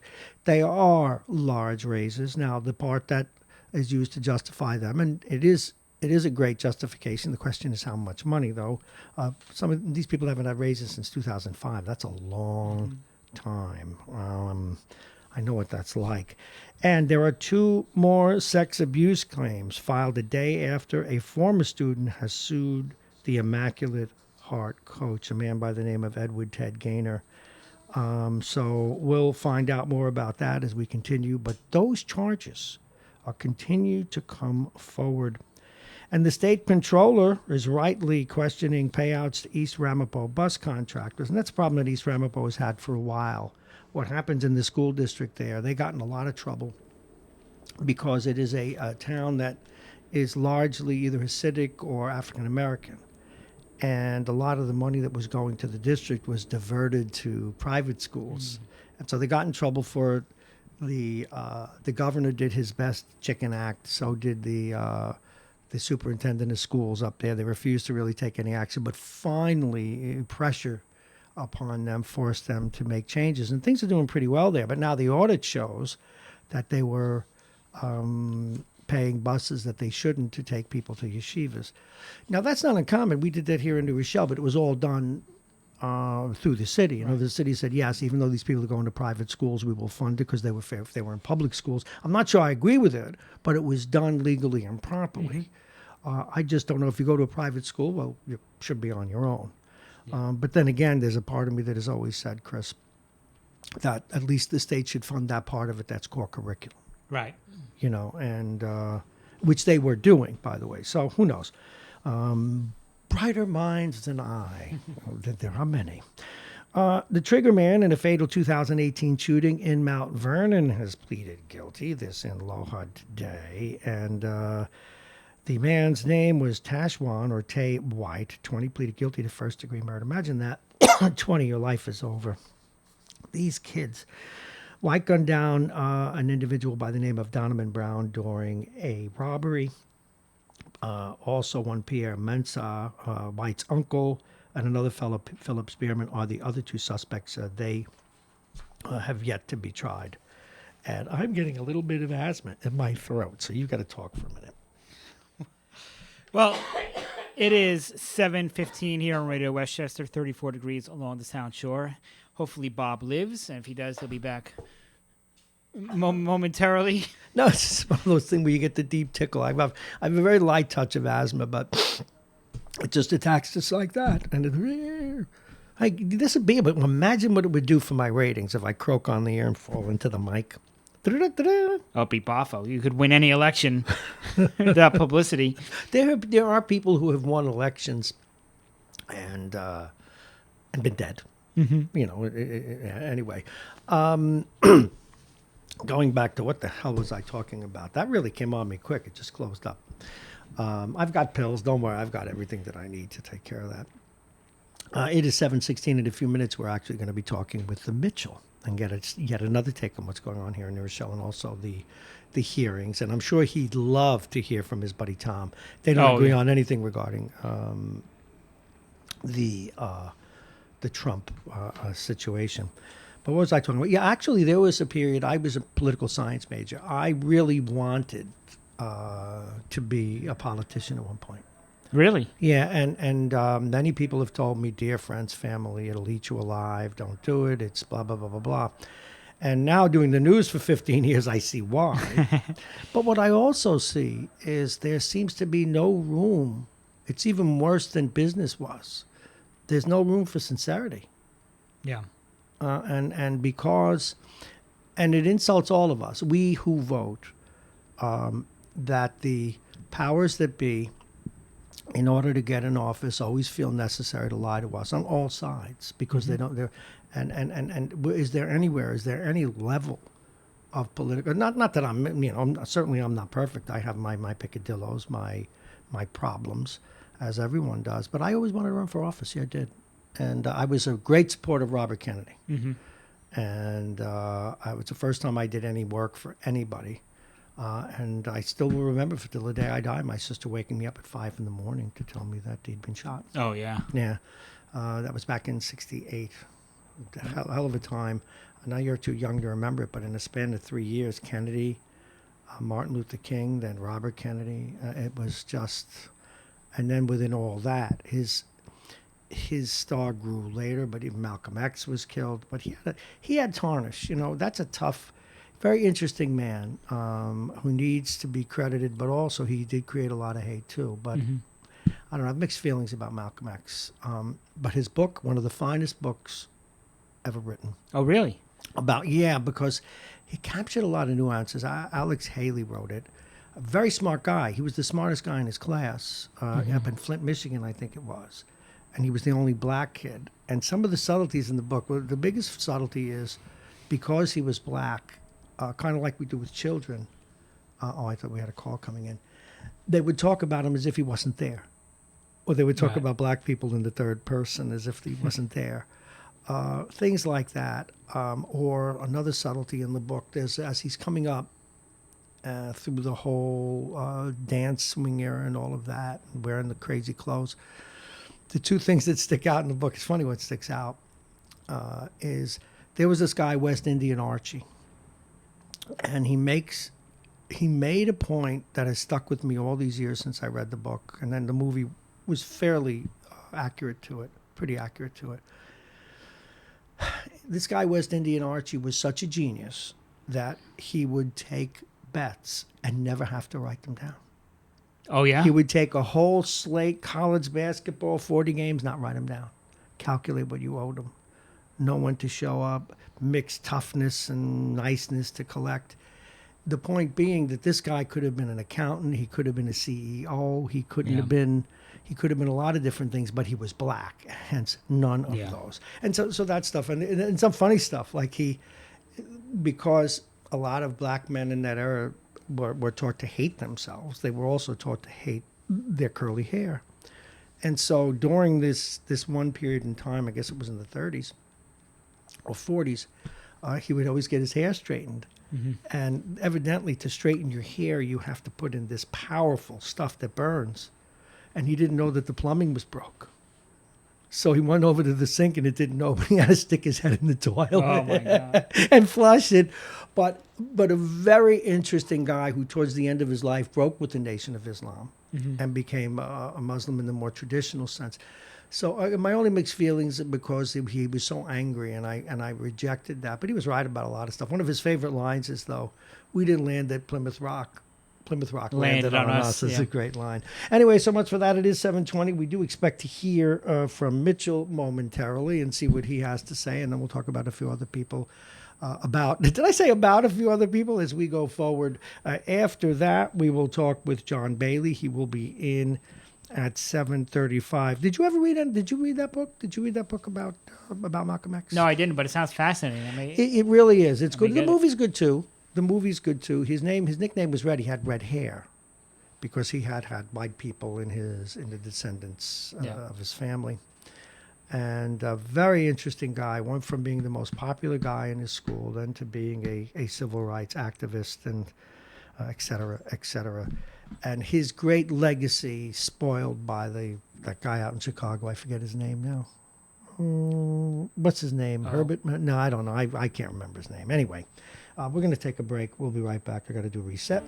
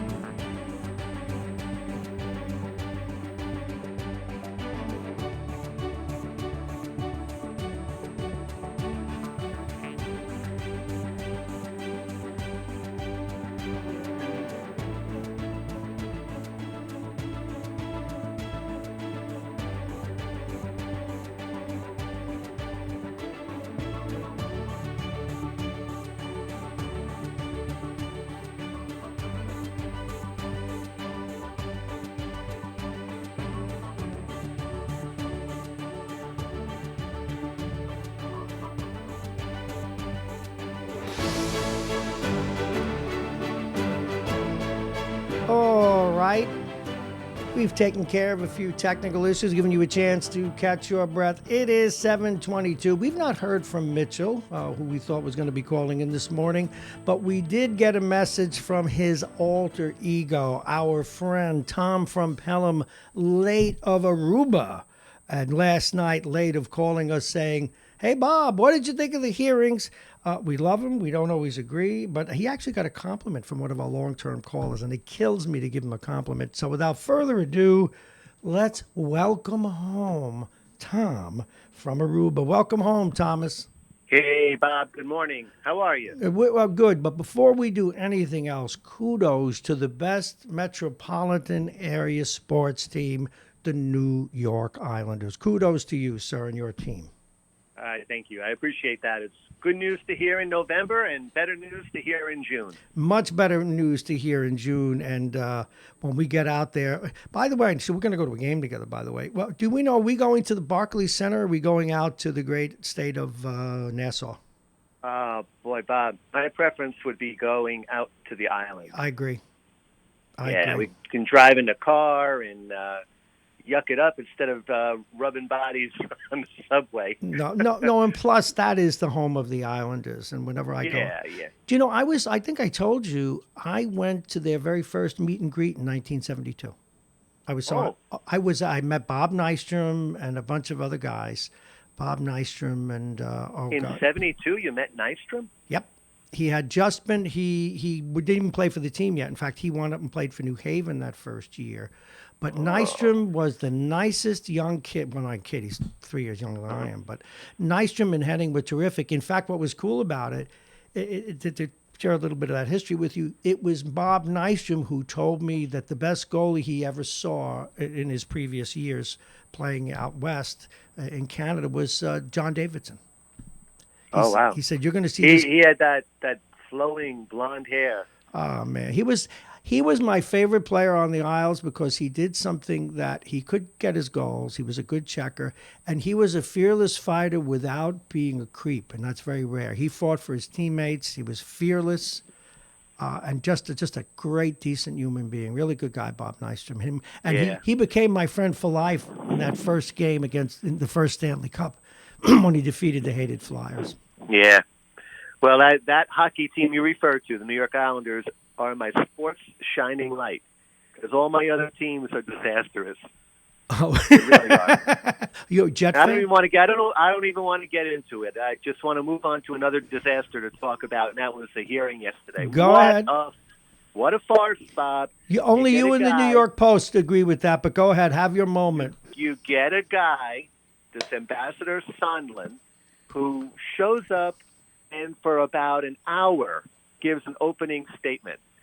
Before it, he prefaced it by saying that the State Department wouldn't let him see his notes. Mm-hmm. But he was able to talk for an hour with great detail about what happened. Mm-hmm. And then he turns and he says, there was a quid pro quo, which I want to now call a QPQ, if it's okay with you. What's a QPQ? Quid pro quo. Oh, okay, go ahead. Yes, go ahead. Isn't it easier to say QPQ? Yeah, it is. I thought you were talking about your love life. I dated QPQ. She was anyway. Go ahead. So, all right. So everything, it looks terrible. And Adam Schiff talks, and the attorney talks, and then everybody, they go to a break, and I turn on the news stations, and they're all saying it's all over, including Ken Starr. Ken Starr is Yeah, I saying told you that. That Schiff laid out the. Well, not Jeff Sondland. He believes that Sondland was credible, but where I will defer to you on this point. Most of what Sondland heard, well, he heard on the phone with the president in that lunch meeting, but also Giuliani's the guy in the middle here. All right. Well, I won't. Go ahead. Get back to continue. that. Go ahead. Continue. All right. So Ken Starr is saying it's sort of like Watergate. Schiff laid out the whole thing with the bribery and this and that, and this is a big seminal moment. It's going to be all over, and he will be impeached, and and then everybody is like, it's over. Schiff runs out to the microphone. We got the evidence we need now. We've got it. The smoking gun. So later on in the day, when the Republicans get a chance to say a few words, it comes to light, and I sent you the clip. It's right there, out of the mouth of the same guy that said that there was a quid pro quo of QPQ. He said there was nobody on the planet that he heard say that there was an exchange of you do this and we'll do that. He was just presuming, Bob, presuming. And that Trump actually said to him, when he said to him, I'm confused. Can you tell me, what do you want, President Trump? What are you looking for from Ukraine? Nothing. He said, Trump said, I got nothing. that quote, but is it not also true, and I don't mean to sound like a prosecutor, that he was talking about his firsthand exchange with the president, but all of the other things, including the phone call in the restaurant, the conversations and the directives coming from Mr. Giuliani and the other witnesses, the preponderance of evidence. Look, just to take this thing out of it, I don't think he's going to be removed from office, but clearly there was now quid pro quo in the nth degree, where we get the president saying do this or not. Has that come out yet in such a direct way that the president ought to be removed from office? No, I think there's some reasonable doubt there. What has been a narrative since early on in the administration in the 4-year term? What has been a narrative that Trump really didn't win this fair and square? I never that never bothered me. He won it fair and square as far as I'm concerned, whether or not the Russians but helped. We're not talking about Bob Marrone. We're talking about what the Democrats are Yeah, saying. I think they felt that way, yes. And does He it didn't win it fair energize and them? square. Yes. And Does now it, what happened? does it What happened? energize them? What country interfered? Russia. We all know Russia did. All right. Now, what is Trump in essence, and that Ukraine also that he's going by that Trump would need to use Ukraine to take down Biden? Biden's own mouth takes down Biden. The man is a dummy. Did you hear him last night in the debate? I didn't watch the debate. I just woke up in the morning. He's a I real heard the problem clip, for the Democrats. No, but back up for a second, Tom. Tom, remember, it's not about... It all ties in. Backing up is okay. We'll back up. No, what I'm saying back up is the question isn't whether Biden was guilty or something. I mean, clearly he said what he said, but it may have been implicit. Because he was the vice president and he bragged about it, but it doesn't mean that he exacted a quid pro quo. The president clearly, from all the preponderance of evidence, he set up a situation where it was pretty clear until he got caught that they weren't going to get the money. Now, having said that, if the president had been, if he didn't try and deny that Russia hacked, if he didn't try and deny that they didn't interfere with the election, he was as bad as the Democrats. They got upset because they felt the Russians helped them. He got upset, conversely, because they acted like the Russians helped them. Look, in our system, he won fair and square. Similarly, in our system, he's not going to get removed from office. But doesn't it bother you that he threatens people the way he does? Doesn't it bother you that a guy like Vindman has to appeal to the U.S. Army to feel safe? I mean, why does the president do those kinds of things? He brings this on himself. Well, Bob, look, I repeat this over and over and over. I wasn't a Trump supporter during the primary season. But when he got the nomination, I wasn't about to jump over and I understand. I think it was a worse option. So, for Edelman, from Edelman's standpoint, this Mike Edelman guy, you'd like him personally. He's going to be wrong again, Bob, because Trump will be on the ballot and he'll be running in November. Hey, listen, I'm probably going to put you two together before this is all over because I always bring up to him, Thomas, how you that you've been calling him on all his predictions, and he does double down. He says, "No, this time he's going to resign," and I tell him I don't think he is. The other narrative that Dems are using is that when he got caught, he released the money. Yes. Did you hear the latest story about why the money got released? Tell me. All right. So Dick Durbin apparently has a committee, and his committee, I guess, appropriates money, votes on money appropriation. And they were going to. He told Trump, he goes, "We're voting tomorrow about the appropriation of the money for the Pentagon, and if you don't release it to the Ukraine, then we're gonna lock down all monies going to the Pentagon, and you'll have nothing." So Trump got boxed in. He had to let the money go to Ukraine. He had to. But now let me ask you this, and this is how I always get around these things. Do you honestly believe and it's not a ridicule if you say yes, but do you believe in your bones? See, I think the presidents have done this all the time, and he just got caught.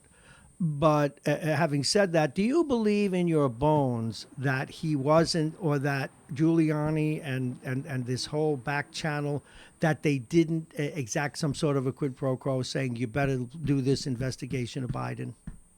Do you honestly believe that didn't happen? I don't know if it did or it didn't. You're asking me to predict the future. Or No, predict I'm the just past. because that clears that. See, because the real debate here, I don't think anymore is what happened. I think the real debate is whether a president can bring up a lot of peripheral things when they deal with a foreign state. Number one, and number two, is it really that egregious what he did, or for example, does it rise to the level of removal from office? See, I don't think Well, that it does. I'm going to answer your question this way. I think Trump is, for a guy that built a career in real estate where you're supposed to develop a thick skin, the guy has got the thinnest skin I've ever seen in my life. Mm-hmm. Because all he's got to does. do is turn the other cheek on half of this stuff and walk away. He is never, ever going to turn the cheek. He still wants to prove that he won the 2016 election fair and square, that he didn't cheat.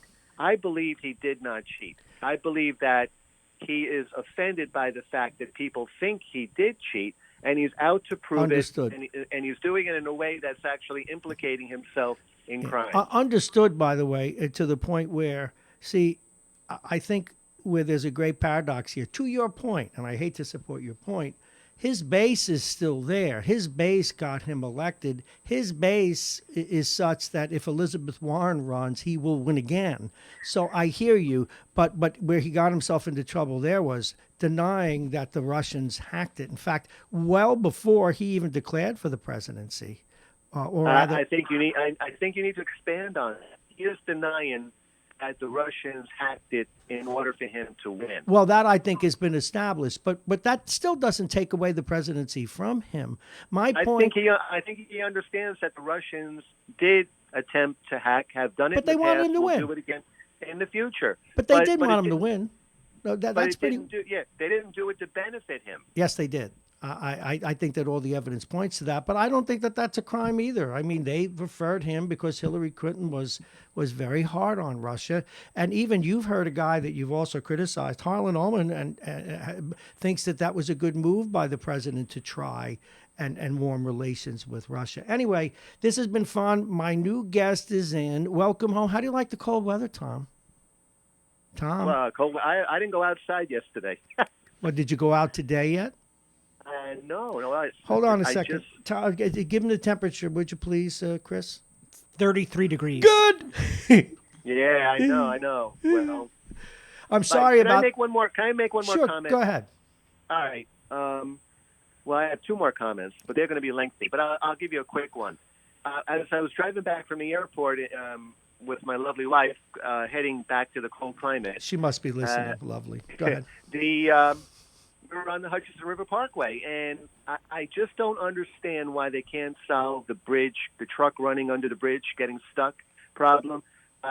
You're so right. a simple frame over the entryway into every ingress onto the Hutchinson River Parkway. You are so right. Tom Abenante has been begging for them to do that with little ropes or something hanging down. By the way, now I'm going to give you one more item before you go. Once again, what in God's name? Now, I have people defending the people that run Pelham. Are they trying to make people into psychotic animals by what they're doing on Lincoln Avenue? You can't get anywhere. You can't. If you're running the village, if you're the mayor of the village of Pelham, you cannot get Con Ed not to do that. No, I know. They will overrule you. So why do you keep bringing that up? I keep bringing it up because whether then it's Con Edison that we should yell at, they should do them at different times. Look, I don't even know if there's a right answer. What I know is in the same street, in the same set of blocks, you've got 2 and 3 different roadblocks where even if you go around, you're still on another line, and then you go to another roadblock and another dig. Isn't anybody in charge in that town? Doesn't anybody run it? Bob, you're a smart guy. Find another way to get to where you're going. I did. Took too long. So what's the problem? You don't understand. Do you think I'm trying to be reasonable? I'm telling you how emotion works. Of course I'm being unreasonable. I'm being a child. Did you try to make a right turn where it says no right turn? Oh, I'll do or it. cut- Oh, or I'll break cut- every rule. See, and this is a problem I have with authority, when I think that the powers that be are playing me, when I think that the powers that be have set something up that's unreasonable, I will break a traffic law. You've heard it here. Because Well, it's you know done. that song, when you fight authority, authority always wins. Yeah, no kidding. Hey, listen, Bob, thank you very much. Okay, Bob. I got to Take run. care. All right, take All right. care. Bye. That is Tom from Aruba. I hate him. All righty, we're going to move very quickly. Chris, tell him what the weather is, and then we will come back with our good friend John Bailey. Go ahead. The temperature right now is 34 degrees. It's gone up. Don't warm up. I want him to shiver. It's gone up. It's going to get to 50 degrees today. It will remain sunny for most of the day. Tonight will be clear, low 40s. Tomorrow, 55 degrees, some early afternoon showers. On the weekend, Saturday, sun and clouds, high 46. Sunday, early morning rain, then windy the rest of the day. Will be 47.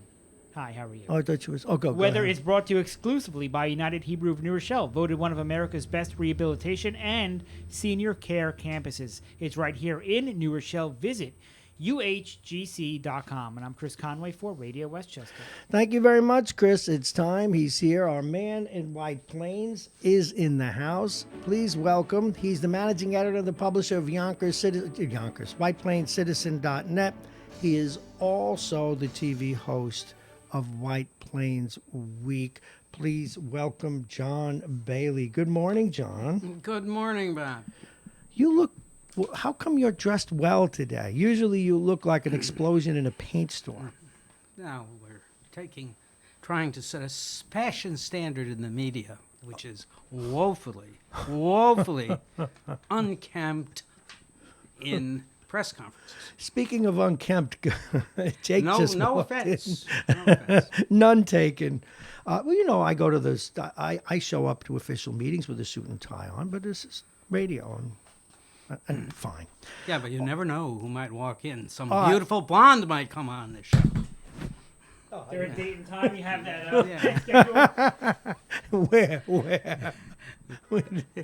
They're not walking God, get me in trouble. They're throwing themselves through the windows on the way to the train. Bob, kick me, Bob. Right. Scratch the windows. It's Right. tough being me. All righty. Your first item, and what I love about John Bailey, he always leaves us a list of stuff he's going to be telling us about from White Plains. But you have to have, I know you're going to go to the county budget, but what did you think of the raises, John? And when I run for county legislator, will you vote for me?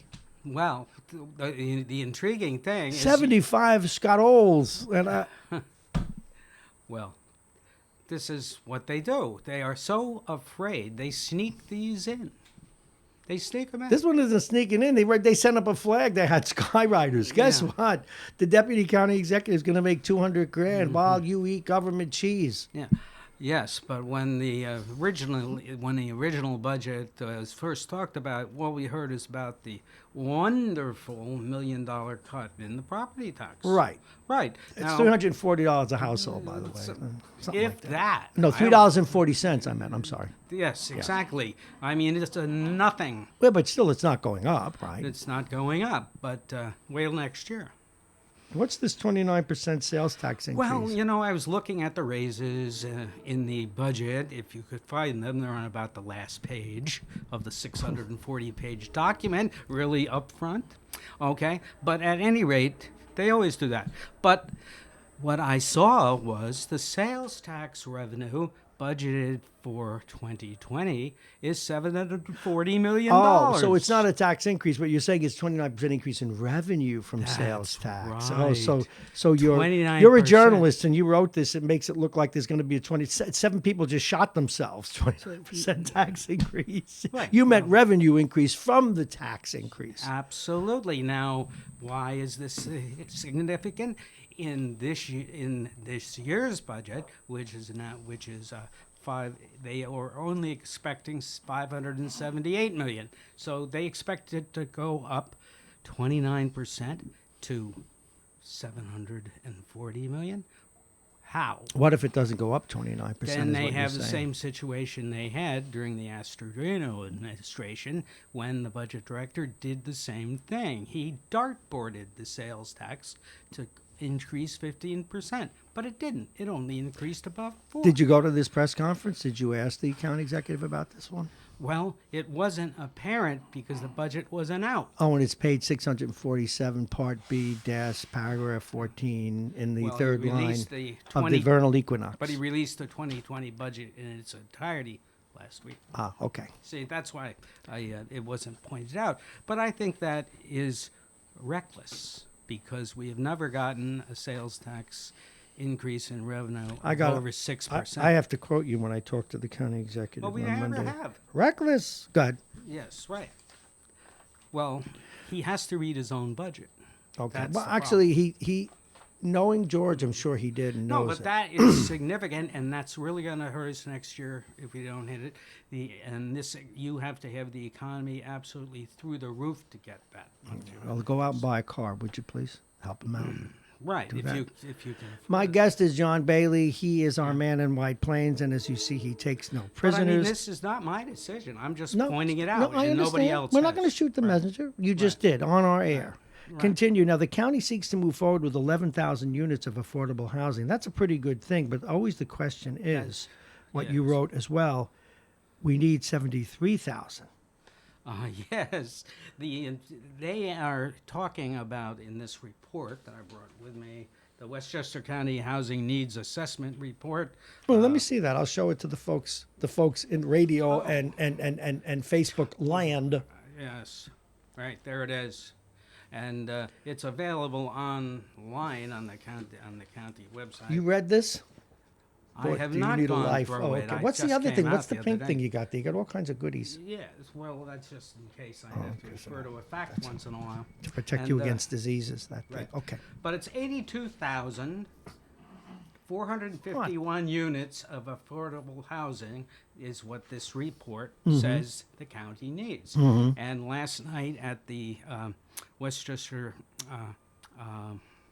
Business Journal's seminar over at the Women's Club, the Women's Club. yes, Bridget Givens, the director of economic development, who was on a panel, did say that they're going to start with building 11,703 Where? new affordable housing units. Where? Did they New, say where? Totally new.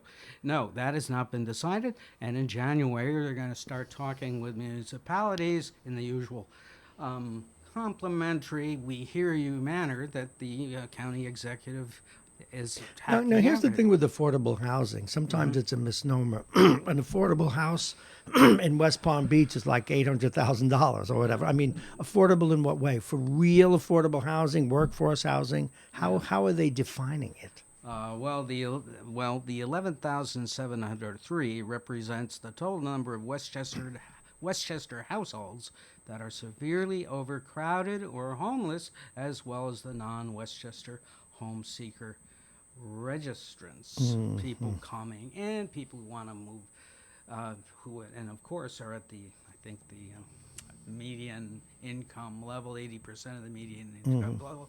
But the county executive feels that the best way to attack this situation is more Section 8 Probably. dispensations Yeah, given probably.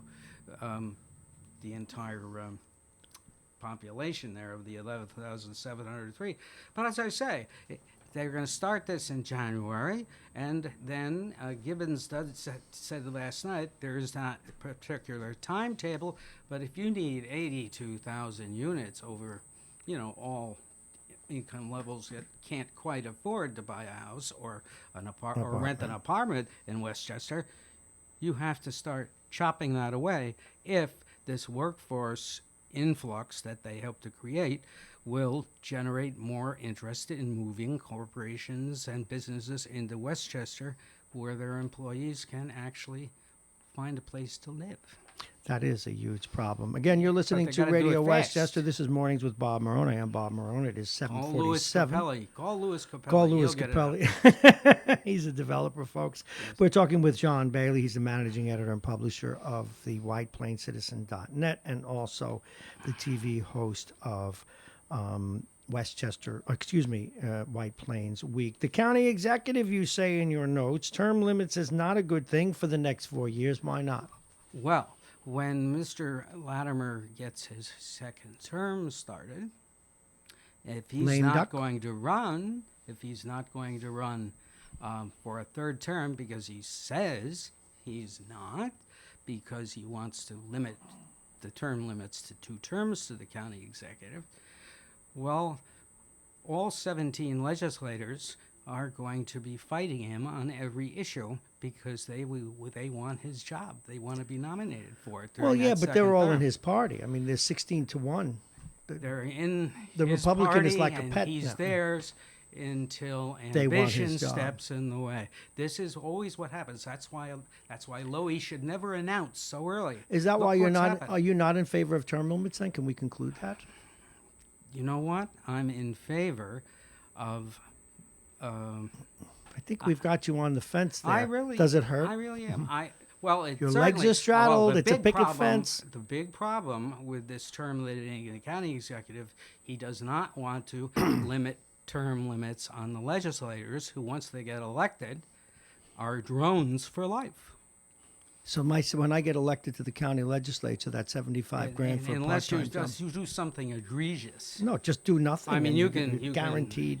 You can get arrested on a drug charge and you stay a legislator. We know all about Yes, that one. that's But right. by the way, did you know that he's questioning the vote? Did you see that? No kidding. Why do you say no kidding? Well, Doesn't they surprise always you. question the vote. But he waited a month. Well, he had to get a lawyer to build up This a was, case of course, for it. we should come right out and say it's Gordon Burroughs. 10 years Yeah. ago, he had the cocaine arrest. He dealt with it. He served. Yes. Well, I don't know if it was cocaine. Don't think they really determined what the white powder was on the dashboard. Okay, but I nonetheless, don't think so. okay. So we should correct that. I'm But- glad you. but It was yes, alleged, but alleged. yes. I mean, it was so long But ago. even so, it was a But long that's time crazy. ago. The guys know he's I not some know sort of a bum the or anything. past doesn't matter. John is having emotional issues today. No, Okay. but I mean, I seriously think that in your second term, you cannot get anything through if everybody wants your job. Do you know, speaking of that and apropos of that, great radio host, now since turned columnist, Doug McIntyre wrote a piece about this. Term limits are one of the things that killed California because people in their second terms, knowing that they weren't going to be around to answer for anything, they granted all these great, programs and increased taxes. There's bring no up easy another answer good to point, term yeah. limits, who knows? Maybe next year the second term He will may bring up change the his raises mind, again. like Bloomberg. Michael Bloomberg. We'll talk about that later, but we have Fascinating to talk about. It sounds, now this, folks, is the French-American school trying to build on the old Gedney, in that, I guess, country club golf course. The people push back, and they seem to be winning. And you say that it could wrap up in the next 3 weeks. Yes, it all depends on what the Or next 3 years. Yes, what the appellate court does in the next few days, and what they are going to rule on is the final papers submitted by Dan Seidel and Claudia Jaffe, the pro bono attorneys who have carried the fight to the appellate court in Brooklyn. Concerned citizens not getting paid to do this enormous amount of work, and they have filed everything in time. They just knocked it off yesterday. Meanwhile, FASD has not filed their response to the suit. They were supposed to do that yesterday.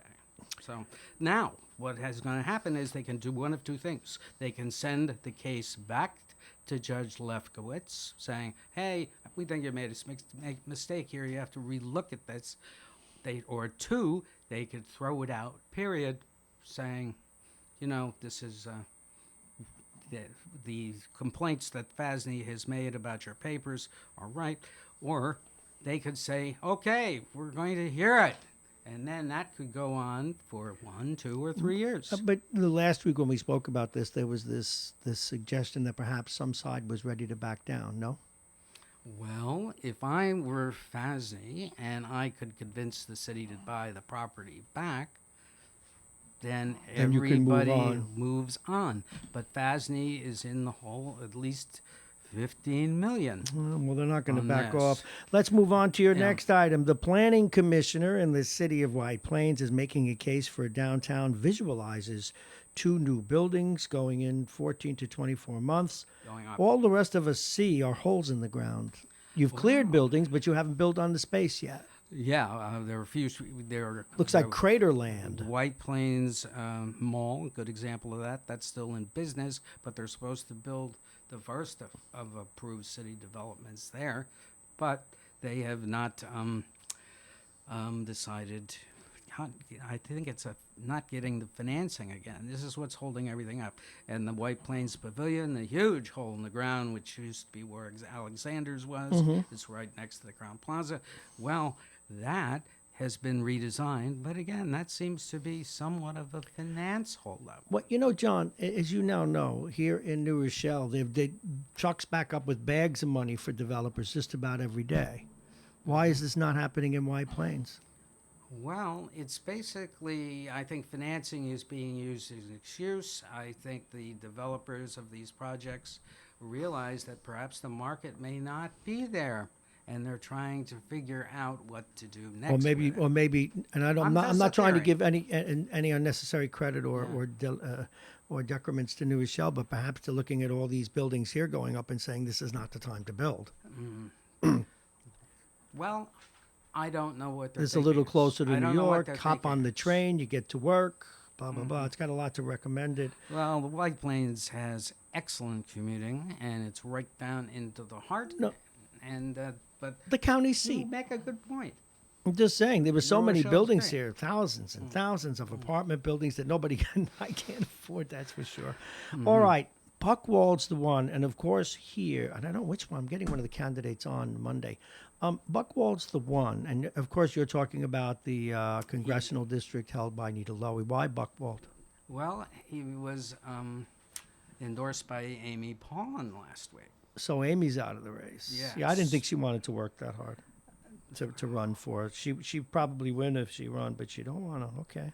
Well, you make a good point. I mean, Paulin is well known, has a tremendous record as being a women's advocate. She's on autopilot though. Yes. However, there comes a particular time when you just can't see going in and learning a whole new system, particularly down in Washington. But the endorsement of Paulin is a terrific coup for Buckwald. And Well, it gives him that. It gives him the Cachet. bona fides, the cachet of the left. Right. And now the Colucci appears to be perhaps the strongest opponent. against Colucci's the hardest worker, Yeah. but sometimes that goes against you. Colucci is got a little bit of strident. he's trying, but you know who he's got a little touch of. And again, I used to have him on. I was when I was in WFAS. It was more up county. I had him on regularly because he was the legislator up there, or rather the state senator up there. He has a little bit of Chuck Schumer in him. You know, like air is great, breathe it. Every Sunday, Chuck has his press conference. Air is great. I've heard that sunlight. We need to continue, ladies and gentlemen. We need to continue with this thing called the sun. He's got a little bit of that in him. You know, something comes up, another truck hits the overpass. And Yes, he has created a lot of legislation, got some passed, and he talks Very about effective, that all yeah. the time. And that sounds like He's gonna be tough to beat. accomplish things. There are Do you people think that could so? beat him. I think he's going to be tough to beat. Yeah. I don't know. Buckwald, for a guy that's well liked, still flies fairly under the radar, though. Well, that's because most of his press releases do come out with fairly mundane but unexciting legislation. I mean, and there was one, I think he supports a anti-Trump measure this is interesting to me because he sort of brought something in Who that knew? hit the Hey, Chris, do me a favor, and if you Where it could is. research who else is running it. We've got Buckwald, we've got Mondaire Jones, who we had on. We have Colucci. Is anyone else running in the Nita Lowey seat? That's the 17th fact that we district. can't remember their names indicates that Buckwald's main rival will be Colucci. Well, yeah, because he's He good at has getting his name out there. And Mondaire Jones is an interesting candidate, but I fear for him, not that I want him or prefer anyone yet, is that he may wind up sliding all the way to that AOC camp. And if he does, It may help him in Westchester, but Yes, Westchester County is not in the AOC camp. well, we need to be sure of that because we've got that indivisible Westchester group, which helped get George elected. It helped get people elected here in New Rochelle. They're pretty far left, though. Well, I mean, left, schmeft, but I mean, the point is, it's all about personalities. Yes, Person yes, who it is. gets on TV, appears and handles things well in the debate, he or she gives the impression, well, hey, they can do the job. And we go back to the Nixon-Kennedy debates, the old Marshall McLuhan analysis of that, about the soft personality and the hard personality. And like Kennedy being soft, fuzzy, good-looking, you know. Thank you. And Thank you. yes. And whereas Nixon came across very No, I know dogmatic. that. Well, actually, geez, how do I say this and not be unkind? I've always felt that Carlucci is how can I put this nicely? I like him when I talk to him, when I talk with him on the radio. He makes persuasive arguments, but he doesn't come off visually as sincere as he does on the radio. In other words, you got to close your eyes. I don't know what it is. Any politician Yeah, some really do. come across Some as do. sincere? Some do. In fact, it's a gift. You know, in fact, I'm going to upset you now, but it's true. George does. That's his great gift. George Latimer. Of course. He's He just likable the perfected minute over you meet 30 him. years. I mean, he's won 18 elections and hasn't lost. That's not an accident. It's known as picking your spots, but Whereas- also working hard. But and then there are different people who work. But Can't and then you have a guy take like that the away. mayor here in New Rochelle is likable if you sit down and talk with him. You realize he's a special guy, but doesn't always come off warm and fuzzy on great speech maker, but doesn't always come off warm and fuzzy on the stump. So people are different. Yes, what Buchwald has to mix in a little Latimer martini into his speeches. Well, we're going to get him on, Mr. Buchwald. I find him right now to be somewhat dry, but I may change my opinion as we And hear he is not as forceful a speaker as you would like. Well, we'll probably have. Who do we have so But far, George Chris? is very We'll put good at Chris's that. microphone I mean- on. What do you got, Chris? What do you got? Who's running in this race? Well, there are 5 people who have filed and are What do you got? in the race. We have State Senator David Carlucci, Assemblyman David Buchwald, Mondale Jones, a teacher, Lola Orsario, and a stay-at-home mom, Joanne Rodriguez Wheeler. Okay. Those 5 have filed. They're in. Now there's more. Okay. Well, we're going to rumors. start having them on. We'll have someone on Monday. We're working But together. that's interesting. I'd never heard of those last two. Well, that's what's happening. Yes. And the bigger names clearly are Carlucci and Buchwald. And Abenanti was rumored constantly, but for some reason, I get the sense the deal that the fix is in. They don't want him to run for whatever reason. The powers well, what be. you said it. The fix is in. Abenanti would have been a good candidate. Tom is one. You know, I have a real soft spot for him, but Tom is one of those people that in the first 5 minutes you want to vote for him for anything, and then in the next 10 minutes you want to put a drape over him. He just keeps going and going and going and going and going and going and going and going. There's someone else that does that too. Who's that?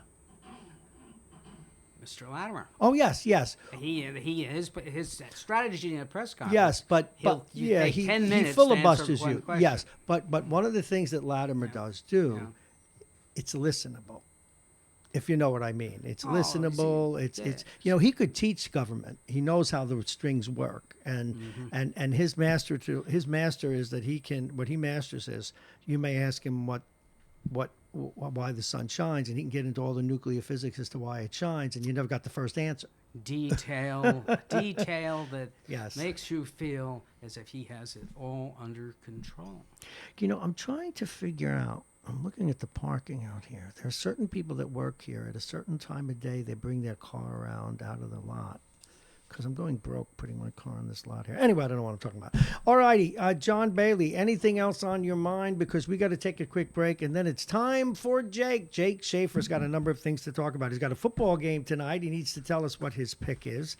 We need to warm up his picks of the week, his Francesa fact of the day, and a whole bunch of other things. So we're going to talk with him. What else is on your mind before we send you on your way, John Bailey? Well, the planning commissioner last night at the Yes. in the association defended the White Plains downtown development strategy for saying that you have to have the traffic and the people downtown to keep the city vibrant, and we can have both because it keeps the White Plains taxes low. Well, that's a good thing. And he was very strong about that, and he really came off, made a great presentation, which is available at the planning department and website. One last question: has Tom Roach been seen in public lately? Tom Roach does what has to be done. And then That's fades back into the woodwork. He is. He's really turning into a George Gretz's personality. What does that mean? George Gretz used to be Delfino's executive officer, and Gretz's was always handling things behind the scenes, but not making public statements. So he's or making stuff anything. happen. He's doing a good job. And He the just question isn't is out there. whether the mayor is following John Callahan's lead or Callahan is following Mayor Roach's lead. It's hard to know. No, it John is. Bailey, thank you very much. Read WhitePlainsCitizen.net.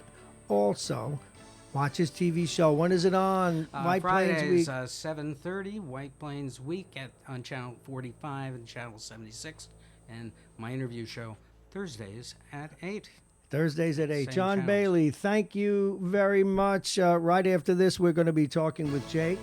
But first, let's get the weather from our good friend and colleague, Chris Conway. Chris, good morning. Good morning, Bob. It is 34 degrees along the Sound Shore. Today it will get up to 50. It is sunny right now. It will remain sunny the rest of the day. Tonight we'll dip into the low 40s. Tomorrow, mid-50s, early afternoon showers. For your weekend, Saturday, sun and clouds, high of 46. Sunday, there'll be some early morning rain, then windy the rest of the day, high 47. Weather is brought to you exclusively by United Hebrew of New Rochelle, voted one of America's best rehabilitation and senior care campuses. It's right here in New Rochelle. Visit uhgc.com. And I'm Chris Conway for Radio Westchester.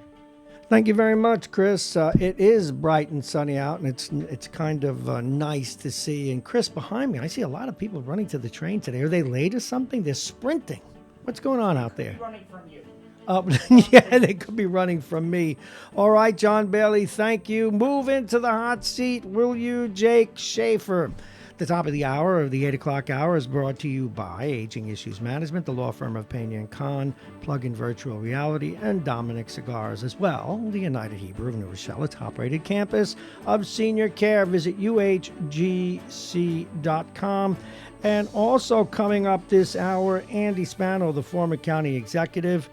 I'm wondering, and I can't wait, Chris, to see what he thinks about those raises that'll and be those fascinating. increases. Also, the budget. You know, last week he gave George a good report card, but it was before he graded those increases. So we'll see what he has to say about that. We are going to talk with our man about town, Jake Schaefer, in just a couple of minutes. I do want to share the headlines with you. This up in Muncie, a stabbing of a man walking to morning prayers in a Hasidic community there. People in the community saying, I don't feel safe. They're still looking into whether or not it was some sort of a dispute with another member of the community or if it was something related to anti-Semitism. Either way, not good. A column today, or rather a story in the Journal News by David McKay Wilson, he does their tax watch, is saying that the legislative raises that were put through, or at least proposed by the county executive, George Latimer, even though they go back to 2006 when people didn't have a raise, that the 52% far outpaced inflation, according to Mr. Wilson. And there are two more sexual abuse claims filed a day after a former student sued an Immaculate Heart school coach. So that issue and that window to make suits against the church for sexual abuse. In other words, they are for a year not employing the statute of limitations. And the state controller, he's saying that there were payouts to East Ramapo bus contractors that were inappropriate. They sent kids to yeshivas without being at least approved by the powers that be. That's what they know so far. They're looking into it. There's an investigation. This is Radio Westchester. We are the station at the station. It is a beautiful sunny day, 35 degrees. I know Chris just told you that. We tend to repeat ourselves. And it's time. He's in the dock. And you know him each Friday. You listen in carefully around 8 o'clock, around this time. because he tells you his picks of the week. He's got a pretty good record. Tonight he has a game. We're interested in seeing what he will do with that game. And also he has a number of other things he does for us in addition to bits and his comedy life, which we will be talking about. He has our Mike Francesa story or fact of the day, and that out of respect for the great broadcaster who says he's retiring yet once again. Please welcome Jake Schaefer. Good morning, Jake. Morning, Bob. Let's start with tonight, but I still wanted to sing tomorrow. It could be tomorrow. What? Say it. New idea. You know, What? from 9 to 10, you have your long form interviews. 10 to 11, song. But with the radio off. Yeah, thanks. All righty. Bob, I'm just really taking it how much your listeners really care and worry about you. Well, After what we did they talked say about now? your kidney, I got so many texts and cards and letters. So they were just asking about your GoFundMe and how they can help support your kidney. So I came up with a. I don't think I could graph. say on the air how they could help Mike. I don't know if you can see this. What do you do? Okay. Bob's So new that's kidney, that's- $4,300. Airfare to Iran, $1,261. Save Bob's So kidney. This is where we're at right now. We're at about $600. Our listeners have ponied up $600. We're slowly growing. Hopefully, we'll get you to Iran by the new year. Hopefully. My Put me down goodness. for $20 for the Iran trip. Say that again? Put me down for $20 for the Iran trip. 20 bucks. Every No, you little guys bit don't want helps. me to come back. They'll take me prisoner. We have taken in the broadcaster Marrone, and he will not be let go. No kidney for him. But thank God for Agnes in Larchmont. It was her Thank you, brainchild. Agnes. She's going to save your life, Bob. You know, she was on my mind last night. Now, let me explain why. Now, I did, and I'm really, so far, I haven't had any great urges during the show. But by the time it's over at 10 o'clock, as you know, I run into the terrible men's room here. But last night, I came back, had a lot of extra work to do. And I was here, I guess about 9:30, something like that. But by the end of that second shift, for whatever reason, man, I ran in there. Wow. It's incredible. You are usually buried in energy drinks and coffee at your desk, and there's nothing there today. Well, Maybe- today, what it is, when it's cold in the morning, I don't get an energy drink. I get a hot coffee, so it depends. And I didn't get my second one yet, but So maybe you're thinking about Agnes when you went to. I did the think store about it a today. little bit, but I am going to get a second coffee. So thank you very much. Save Bob's kidney. There are other ways that people can contribute to taking care of my system. What? Just going to let that pass. No, I'm just saying. Like trains running through the station. No, what I'm saying is that this particular fund can be used for many things. All right, what's going on in football tonight? Actually, a good game tonight in Houston. Yeah, but the thing is, are you going to make people rich with your predictions? I do like the Texans. The line. Oh, let's get that. No. It's Agnes. We'll find out who that is. I'm not sure I know who it is. We'll be with you in a moment, caller. Go ahead. Go ahead. I like the line is down. It was 4. It's down to 3.5. So lock me in for the Houston Texans, favored by 3.5 over the Colts tonight in Houston. Say that again. Texans favored by 3.5. They were favored by 4. I get the extra half point. So give me the Texans at home, Who they playing? favored by 3.5 against the Colts. Colts favored by 3.5. So the first pick of the week by Jake, 3.5 points. He's taking the Texans against the Colts. And now, is this one of those games? Had you the means that you would bet the house on? Yes, I like this game a lot. You like this game a lot. You heard it here. What do you think of that, Chris? You're a football geek. I might throw a couple bucks on it. You might throw a couple I of might bucks do on it. that. See, folks, now tell folks your record thus far. 13-7-1. Can't beat that. 13-7-1. You heard that. Okay. Mike Francesa is 13-18. Okay. Okay. Oh, somebody accidentally, let me get them off the air. They accidentally butt dialed our VIP line. You can make it up, folks. This is coming to you live, not on film. That's my favorite Honeymooner episode. Do you ever see that one? Do you know Honeymooners? As you can see, I'm about to prepare a meal. All right. What is our Mike Francesa fact of the day? Then we got a couple of questions for you. 2017, ESPN Films came out with a 30 for 30 Mike and the Mad Dog film. A documentary about the duo that changed the landscape of talk radio for 19 years until the Mad Dog left in 2008 for Sirius Radio. I will be watching this movie this weekend in hopes of coming up with some more Francesa facts of the day because I just can't come up with any more. Now, The cupboard is bare. do you think Scoured that the internet. you scoured the internet? Did you make it shine? Do you think that he's really going to quit? Do you think No, he's he'll just do his radio.com stuff. Well, he can make hundreds of thousands of dollars on terrestrial, or is he done? Is his goose cooked? Well, Are I know people he tired got, of him? He got beat up in the ratings book this time for, I think, the first time in forever. Yeah, but not. Don Imus wasn't always first. Howard Stern's probably the only person that was always first in whatever market he was a in. big deal about always being first. Yeah, but A big deal, and it would be crushing. I don't know if that book is completed yet. I know so far it's not looking good for Mike.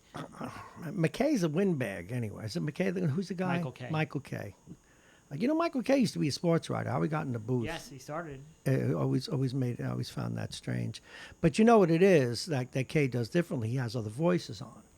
I think that had Mike not had such a big ego and he let somebody else in there with him, it would have added a little more spice to the show. Yes, I agree. You know, but I don't know. I say he comes back, and I've always wondered, and maybe because he doesn't make any effort to modify his New York accent, I've always wondered why he hasn't been like on ESPN or one of the national shows Well, one of my facts of the day was that ESPN tried to steal him once.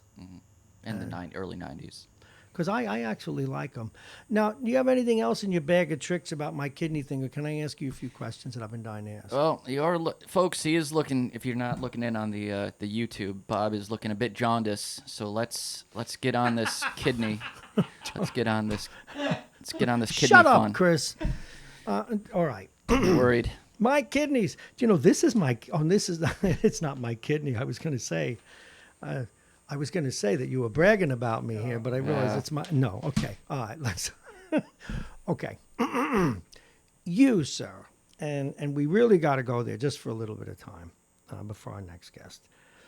As you get to know Jake, as we move forward with all these different things, Jake comes to us after 15 years of on-the-road comedic work. He's been a stand-up comedian. And, of course, the general question always is, what was that like? But first, let's get to some of the basics. Whatever made you want to do that difficult and have that difficult life? So I could end up right here. Oh, that's a good answer, but no. Who, for example, you know, when people ask me why do the radio, there were people going back, Long John Nebel and Barry Farber, et cetera, and then people who mixed in morning radio. You had, of course, Don Imus was probably my biggest hero. Later on, not the early Don. What about you? Who were your heroes growing up comedically? It's radio. You got to say something, even if you bounce. I know. I was listening to Mike Francesa yesterday, and he was saying dead air can be good air. Dead air is He good gave for the an pregnant interesting pause. philosophy about dead air. And I seem to agree with Mike on this one. Well, Because yes. you don't want to stammer, you don't want, well, I'd much rather go with the dead air Okay. than sound like a damn fool, you know. But too late. There you go. Serve No, that but one up. really, did you have any heroes? Yeah, I like David Letterman a lot. I like the idea of broadcasting. That acerbic part of it? All right, you like Letterman? But Letterman, while he did his monologue, wasn't really a stand-up comedian. I love Johnny Carson. I love the way he did his monologue. But how did you start? How do you even get started in that? I mean, we have our own comedian right here. How did you get started? Did you go to these open mics? Yeah, the open mics. If you really want to feel good about yourself, go watch an open mic. Don't try it. Just go watch someone try. And what will we see? Just the most painful, awkward, kicks in the guts you could ever imagine. And people who've done it, and we've talked to some major comedians on the show, D.H. Hughley. I think we should do an open mic. I think we should go do a show and see how you do for 5 minutes. I would be okay if I Chris, write you a couple defaulted. jokes. I would do okay if I defaulted to storytelling because I've had a lot of funny things happen to There's me. in no my life. rules in stand-up comedy. You can certainly do that. But jokes with punchlines, I've never done well. So when you start, and let's look at the emotional expense. When you start, I've read that everybody bombs, and a part of getting started is just being able to deal with that rejection. What's that like? Well, you got to be young and stupid and not really have the self-awareness. Really? Yeah, of You course. got, and if you weren't, You have to be stupid enough to, not or- care. well, that and be terrible, but get off the stage and be like, wow, that was really good. I did really good there. You mean you have to be able to see? I'm the opposite. I when I do a bad show, I know it, and sometimes I've done good shows and I thought, well, horrible, and I'm never really happy. I'm a little bit like Letterman that way. Of course, he's a giant, and I'm a little pickle. Don't But sell yourself short. but what about that? Where were you? You're a rather introspective person. There's depth in you, obviously. Obviously. So you must have been hurt some days when you did this. Yeah, of course. I mean, you work pretty hard at it, and if it doesn't go right, What it's not a very good brings you feeling. back? It's kind of a rush. It is a rush, isn't Yeah. it? Yeah, it is a rush. How long did it take you to get good where you were able to go out on the road and make a living at it? Still working at that. Well, what's it like day to day when you're flying from city to city and you? I never really was a traveling comedian like that. What did you do? Pick a city and Yeah. work it. What was your most recent city where you did that? I was in the New York area, but I was in Florida for a long time, and that was fun. I had a nice job at a little comedy club hosting shows, which was a lot of fun. Very Hosting- similar to what you do. But hosting shows is a little different, isn't it? Hosting shows is you do a short bit, 3-4 minutes, and then you introduce the other people. Put your hands together for Conway while he may have 3 eyes. One of them works, kind of thing. Yeah, it's just, driving the ship like what you do. Okay. So but then you do your own sets too, though. Sure. Now you've told me before that you never do anything you haven't written. Yes. And how long does it take? And what's the typical length of a set? And how long does it take to write? Well, the average one's like 5 minutes. You can do 5 minutes, 7 minutes. I think the longest I ever did was 20 minutes. What made you stop? Met my lovely wife. Changed my lifestyle. That has to be hard, though. And changing any lifestyle is difficult. Yeah. Well, getting old. How old are you? Just turned 27. He's lying too, folks. You can see he has that laconic, acerbic way about him. It is 8:20. We're going to open up the telephone. So now, what games have you looked at for? Let's take a look at what's coming up for Friday for you tomorrow when we do Jake's Picks of the Week. I will pick the Jets game. They're playing the Raiders in New York. Haven't decided where I'm going to go yet. Haven't even What's thought the about early the Giants yet. What's the early spread? The Jets are home underdogs by 3. Okay. Wow. Minus underdogs. Okay. What are the other games you're looking at? Giants are in Chicago. They are getting 6 points. That I'm not going to touch. I think both teams are terrible. Bears do not have a quarterback. Okay. Eagles Seahawks is a very good game. 1.5 point spread. You got to look at the low point spreads to find the really good games. Is there a spread here? Eagles Seahawks. Eagles are favored at home by 1.5 against the Seahawks. Oh, those are good. Low Monday spreads night again. game is very interesting. It's in Los Angeles. The Rams are home underdogs by 3 to the Ravens, which is a very good game. So you're leaning any which way yet early on before you make your commitments tomorrow? I will take the Lions on the road, getting 3.5 against the Redskins. I think the Redskins might be the worst team in the NFL right now. So even though the Lions Where's don't the have a Lions? quarterback, Lions against the Redskins? yeah, in Oh, we Washington, didn't even do that game yet. Okay, Lions. What's the spread on the Lions Redskins? Lions are favored by 3.5. I like the Lions' new quarterback. He's got moxie, Bob. He's a lot like you. A lot of moxie. Oh, wait, is this Is the, he who? jaundiced looking? Oh, who's the guy who got cracked over the head? What That was the Steelers quarterback. is he any good? No. I didn't he's think terrible. so. He's their backup. He's about, what the hell was he doing in there? The main guy was hurt. The main Big guy Ben. got hurt opening week. He So he's cracked been- him right on he's the been head. quarterback boy. all year, but He was looked the best. small for a quarterback. He like faded into that whole pack when he was getting beat up. All right, so you do have a game already. Lions over the Skins, +3. That's but my you don't have first any other pick, and commitment. I will pick the Jets game. I'm not going to touch the Giants game. I think both teams are terrible. I should probably just take the underdog, but I just don't. It's in Chicago, great home field. Bears have a good defense. I don't want to touch that game. I'm going to go there. I say the Jets win. I'll take no, the 3. Giants. No, it's the Giants and Bears. Oh, sorry. And Giants. The Giants are 6-point underdogs in Chicago. 6-point underdogs. No, I wouldn't touch that game. You're gonna. Who you going with? I'm not touching that game. I will pick what the about Jets the Jet game? That's what I am. I want I'll tell you tomorrow. my lock of the week, the Jets. I'll take the 3. I'm good to go. That's not enough, though. Is it? All right, I'll take the Raiders. You want to do a little side bet? Yeah, a tenner. $10. All right, All right, yeah. God, $10. I'll take the Raiders. There You have goes the my Jets. government cheese. I'm a Jet fan, and I cannot believe you just put $10 on the New York Jets. I know. I took the I'll challenge. be rooting for you, but good luck. Do you want? Do you know what? Do you know what a layoff bookmaker is? It's the guy that would you like $5 of that bet, sir? You want $5 of it? I'll lay off 5 to you. You want 5 of the bet? Going once, going to no. All right, yeah. I thought I pawned off that on him. You don't seem very positive about my gambling skills. I've been watching the Jets my whole life. That's what I'm not positive about. Why don't you tell Jake what kind of card play? Am I not the worst card You're player? the worst. Yeah, I have too much fun with it. I don't take it, It doesn't. seriously. I mean, if you play poker and you have a bad hand and you're trying to bluff, you probably shouldn't giggle like. That's what we call a tell.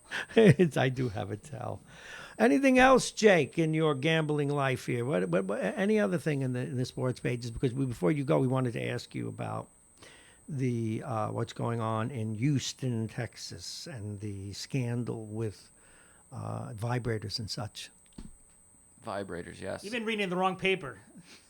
No, they vibrators on the chest and Vibrating cleats, vibrating bandages. wow. Now Chris was telling me that they made some sort of a film, and you can see the computer next to the garbage, The trash can. the trash kind of can. set up in the Astros 2017 championship video. Yeah, I cannot come up with a punishment for the Astros. I don't know what sticks, what would actually hurt them. Now, Chris has said that there probably other teams have been doing the same thing, and that one of the reasons the playoffs took so long is all the signs, of 87 signs on each pitch. Do you I agree with just that? think the Astros were blatant, and teams have known about their cheating ways for a long time. And they just caught them now. Well, one of the concerns I have about baseball, and we didn't talk about it earlier, you get to take it both of you before we move on, is you can change a rule and change a sport anytime you want to. Hockey took out the red line.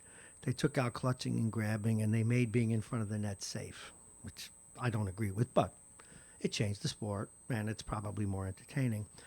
Why not put a pitcher on a pitch clock? I mean, imagine if every shot in basketball was a free throw. You should have to move and apply your skill under some pressure. Why not have a pitch clock? They do in the minors. Yes, they do. And it doesn't really hurt. It's 24 seconds. I think. From what I've read, that pitchers get used to it. They get very used to it, and Eventually. they even get in a rhythm. And then some of the guys, the batters, I mean, really? You're worse than a golfer. Step out. Touch yourself in your private places. Rub your knee, rub your elbow, get a twitch your elbow, swing the bat 3 times, and then ask for a timeout. It's ridiculous. Well, they are evolving to get the games. The games are close to 3.5 hours Yeah. now. They should get them to 2 and do whatever it takes to do that. No, you can't. That toothpaste is not going back in the tube. You cannot. You can't shave an hour and a half off these games. You can probably shave an hour. You can make it I 2.5 doubt that. hours. I think 3 hours should be. I mean, hockey and basketball lasts 2:30, 2:45. That's ideal. Hockey's 2:30 almost. Yeah. They really got it down to a science. Baseball's not that far lengthwise, duration-wise from the NFL. In the NFL, just the ratings are. I think baseball chopped maybe a half hour off the game. Might help a little bit, but I don't know. I don't really see how their MLB is going to get the ratings up to anywhere in the stratosphere of the NFL.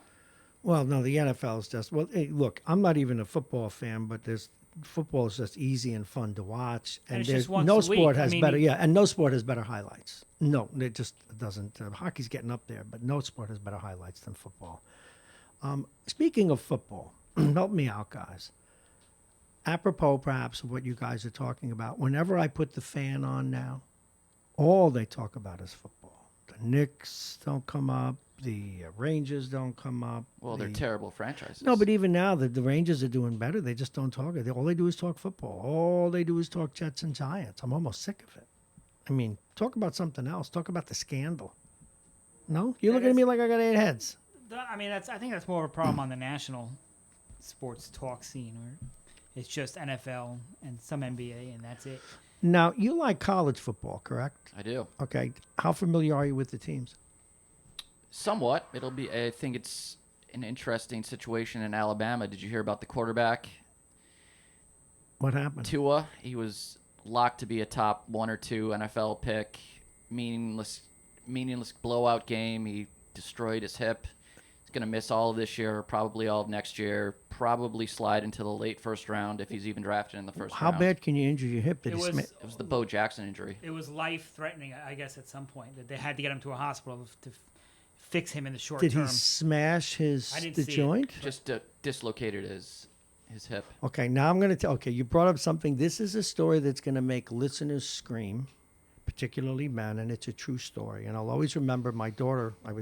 I do a lot of reading in the tub because it's, you can get a lot done there for show preps. 20 years ago now. I'm reading a story. This has to do with a relocated hip, and it was, I think, out in the UK, maybe Manchester, can't remember. A soccer player, dislocates his hip. And folks, if you are squeamish, you don't want to hear this. And if you're a guy who's squeamish, you definitely don't want to hear this. And he was in such pain, they decided to snap it back in on the field. That's what they did with this quarterback. Okay, do you know what they did in this case? They trapped his testicle in the hip joint. And they said you could hear the screams in the outer. Oh, I can imagine. Oh, good And Lord. I was reading the stuff on, oh my God, my daughter knocked. Was everything okay? Oh my God. That must hurt, would you think? So anyway, but if it's just a dislocation, he had to break something too if it was life-threatening, or they pinched off a blood supply. Well, the real sad part of it is 20 seconds before it happened, he was arguing with his coach. The game was put away. It was 35-7. He didn't want to come out? He didn't want to come out of the game, and his coach wanted to take him out of the game, and he was fighting to be put back into the game. Did you see the hit? Have either of you seen the hit that did it? Yeah, it was a good hit. Typical fair hit? Yeah, just the weight of the defender landed awkwardly on his body, and it cracked his hip pretty good. Oh my God! He must have also fractured his pelvis too if it was life-threatening, and it's going to be a year and a half. I know, depending on how you do it. When I shot at my left leg, I was 9 months where I couldn't really do much of anything. So Now, the thing, and Jake alluded to this, that he is such a prospect. He was going to be the number 1 pick. In fact, the Miami Dolphins' strategy this year was to lose all their games to get the top pick, to get this quarterback. That's a shame. They're calling it tank for Tua. They called it this year. Tua's in. How do you spell his name? I want to look this up. I want to see the hit. Tua is the first name. The last name, good luck. I can't even pronounce it, much less spell it. Yeah, you I'd have to look it up. Yeah. What's it like? Ashman. Is it like in one of those Indian names? It's an Hawaiian name, I think. Well, because there's that one name. If you watch Family Guy, there's that one writer. The name is like 20 letters long, 25 letters long. Never seen the show. Super. Oh, it's one of the best shows on television. It's very, very funny. The guy that makes that show actually is the baby. It's funny. Anyway, all right. Jake Schaefer, tomorrow at this very same time at 8 o'clock, Jake will have his official picks of the day, another Mike Francesa moment, and he will continue to track the destruction of my kidneys. And you may want to go to that GoFundMe page. As you said, what's it up to now? $793. $700. They want to send me to Iran to buy a kidney. All righty, we'll be right back after some words. Chris is going to share the traffic. No, I do it again. It's a track. You know what it is? I did the traffic in another life. No, you did. For you. You did that, and it's stuck in my brain. Here's Chris Conway with the weather. Good morning. It is 35 degrees along the Sound Shore. Today it will get up to 50. It'll be as sunny as it is right now throughout the rest of the day. Tonight, temperatures will dip into the low 40s. Not too bad for a late November Thursday. On Friday, 55 degrees, early afternoon showers. Saturday, sun and clouds, 46. Sunday, there'll be some early morning rain, windy most of the day. High will hit 47. Weather is brought to you exclusively by United Hebrew of New Rochelle, voted one of America's best rehabilitation and senior care campuses. It's right here in New Rochelle. Visit uhgc.com. And I am Chris Conway for Radio Westchester. Thank you very much, Chris. And of course, our programs this bottom of the hour are brought to you by Aging Issues Radio, Aging Issues Management, Dominic Cigars, Plug-in Virtual Reality, and of course, the law firm of Pena and Kahn. I'm Bob Marrone. This is Radio Westchester. We're going to finish up a little bit of a break here. You can chill. I want to line up our next guest properly. And also, we have an announcement to make, how you can now listen in your car on your phone even more easily than you did. Stay right there.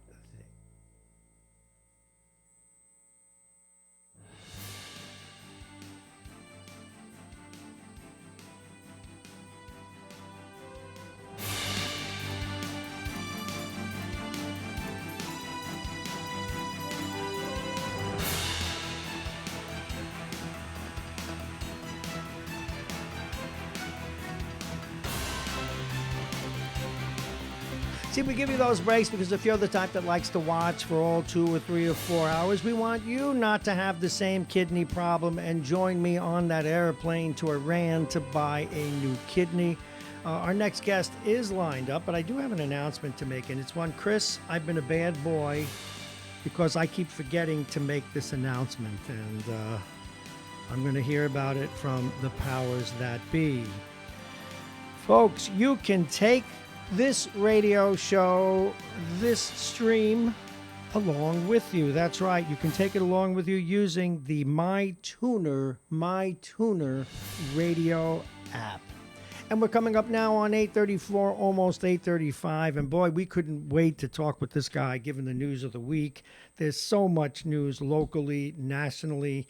Andy Spano's our next guest. He's a political analyst. And what's great about having him on, he has been the county executive here in Westchester County. He has a very distinguished background. He does some work for the Election Commission now. But most importantly for us, is a political analyst. And with what's going on in Washington and some of the news that's come out of the county seat, this ought to be fun. Please welcome, without further ado, Andy Spano. Good morning, sir. Good morning. Where do you want to start? Where do I begin? Okay, I can't. If I don't ask this one first, did you see those raises? And did I tell you I'm running for office? God. That's so unfair. It's really unfair. Well, I didn't say anything. Let me tell you something. I know how it looks to the public. Well, that's my point. Go ahead. I know how it looks to the public, and it politically, you got to do it. You can't give people jobs for 20 years at the same salary. You just can't do it. Actually, I agree with that. But the question is, and again, I have my tongue in my cheek. Is it too much? How did you feel about the amounts? Now, and I do want to preface this. I started out like that to poke a stick at the lion, and he bit. But they haven't had raises, I guess, respectively since 2005 and 2007. So it makes Well, sure I people know that about it because I tried to give them a raise, and there was such a hullabaloo, I had to withdraw it. Uh-huh. Okay, so your reaction to it, is it fair? Are the amounts appropriate? And how much political fallout would there be? I never know about legislative amounts, okay? I can't comment on them because the legislature can do as much or as little as it wants. Okay. Do you know what I'm talking about? A legislator can walk in one day a week, sit down in his chair, work and walk away. Another guy can come in and he could work day and night, and so on. It's a part-time job. Mm-hmm. It's supposed to be a part-time job, okay? A lot of people consider it their only job, and they need some equivalent full-time salary. Sure. And that's what happens. So on the legislative side, I don't know. Okay, and that goes for all legislators. Go ahead. That's well put. On the side of the let me give you some perspective. First of all, I want to say right out front, I read a whole article yesterday. This in what was it, Journal News or one of those other papers. David McKay Wilson's article, probably. Go ahead. It didn't mention once that George is not taking a raise. No, I was going to ask you about that next. So, but okay. Yes. Now, he makes 100. And let's use him because he's not taking a raise. Right. He okay? makes 160, I believe. Okay, he makes 160. That used to be 119 when I got into office. The county executive of Westchester County under O'Rourke was the highest paid county executive in the state.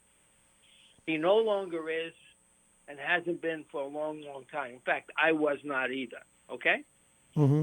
I raised it to 160.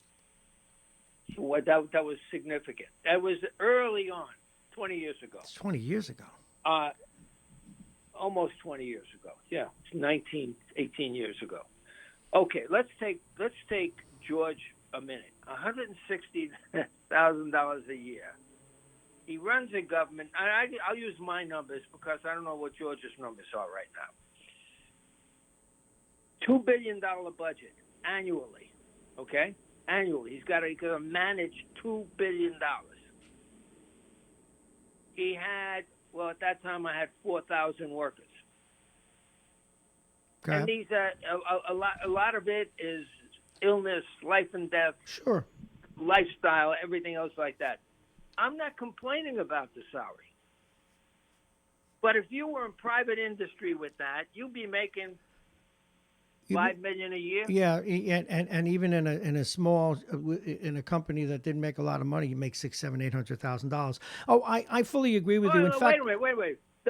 The Portchester or those little towns. Yes. Many times the manager makes more than the county executive or the commissioner. I'm well aware.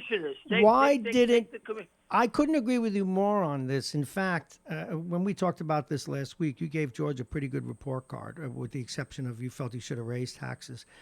So he would, A, deserve a raise, and B, he should make more money than all of these people. I agree with that. And do you think it was politically necessary for him not to take a raise? Because I don't think anyone will begrudge him a raise. No, it's when I did it, I did the same thing George is doing. I didn't take a raise when I proposed it because they say, this way you can say, hey, look, I'm not looking for this for me, but this is a fair shot for the rest of these people. Okay. So it makes it a little more credible when you don't take the raise. But I think it's a little disingenuous, and I know David, to not put the fact that George It was in the first story. It was in the first story. It wasn't in the second story. The story you saw last night and the one I reported this morning. But I've been talking about that because, no, he didn't take a raise. And so that absolutely is out there. And again, I'm disappointed that he didn't. I was one of the few people, and you're going to laugh at me, and it wouldn't be the first time. I actually supported back in the day when the Board of Legislators chair wanted an increase, because that job probably does evolve to be full-time if it's done right. And, you can go broke in some of these jobs. So, but nonetheless, they took me out and burned me at a stake when I said it. Yeah, well, anyway, it's never going to be good when they take raises. It's just never gonna happen. No, but what happens here is because so many years went by, the amounts of the raises look extraordinary. Is it safe to say that you feel they're not? No, I don't. I told you I can't comment on the legislative raises. No, I'm talking about. Well, that's why I said I want to run for. But no, I mean when you talk about the commissioner of social services, I mean, give me a break. You have no idea the amount of money and people that this person handles. When you talk about the chief of operating officer that runs the day-to-day thing of the entire county, I mean, you just can't imagine what that's involved. Well, the one. And let me give you another example. When the hospital medical center was a division of the county, all right. Go The ahead. head of the medical center made, I don't know what it was, 100 and some odd thousand or 200 and some odd thousand. All right. Mm-hmm. The head of the medical center, now that it's not part of the county, makes over $1 million a year. Now, what? Nothing. I mean, it hasn't changed. I can't argue with any of this, as I hear you say it. But no. Now, having said all that, it's always a bad political move. No, and also having said all that, what you'll get from the public, not you per se, but one will get from the public is, well, when you go into public service, you're not doing it to get rich. So you're not doing it, but you do have to make a living. Well, you have to you got to support a family. Yeah. And what the hell is 100 and some odd $1,000 today? Well, trust me, I do radio. I understand. No, but I mean, if you have a house in Westchester, two kids and a kid in college and things like that, it's nothing. No, I know. Well, and so how bad is it if you're only making $23,000 a year? I can't even imagine. Well, we have people in Westchester County, two people working, maybe making a combo of $60,000. I think the median income today in Westchester to apply for affordable housing is something like $64,000. Yes, it is. Yes, it is. So you people have to put this in perspective. When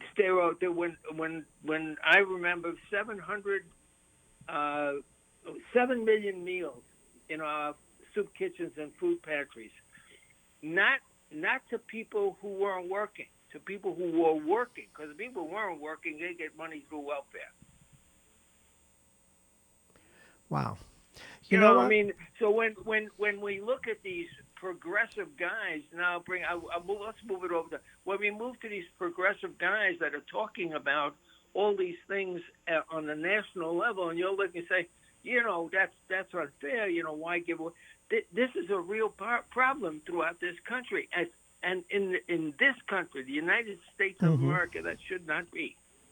It should not be. This tax cut that was recently given, that has shifted the money over to, not only shifted the money over to the real wealthy, but has caused an incredible skyrocketing in our national debt. Absolutely. Another $1 trillion. Let me remind people that voice you hear is that of Andy Spano. And trust me, folks, a former county executive, now political analyst, we knew we would get his unvarnished opinion on this issue. And that's probably a good segue to get into first those economic issues and affordable housing, and then into the big gorilla in the room, what's going on in Washington. The county executive announced that they're looking at 11,000 affordable homes. There's a study that says we need 72,000 affordable homes. Now, you just spoke to that. In a county that's well-to-do and that needs workers and working class jobs and people to live here, how do we get them to not have to live so far away that the commute costs more money than anything else? What can we do about affordable housing? Well, you can build it. It's just people's concept of affordable housing is what everybody looks at affordable housing as these projects that we looked at in the city. Yes, that's not what we talk about in Westchester County. It's just not. And there's a tremendous need for affordable rental housing. Absolutely. At every income level, by the way. Not only at income levels.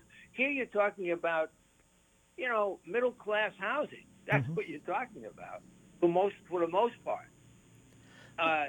The affordable housing that has been built in Westchester County over the years, and I go through O'Rourke myself, Del Bello, has never caused a problem in the neighborhoods that it's in. I'm actually. We're talking about affordable housing. You're not talking about low-income housing. You're not talking about any of that. You're talking about affordable housing. Many affordable houses are, you buy it, you pay for it, you get a mortgage, you pay for it.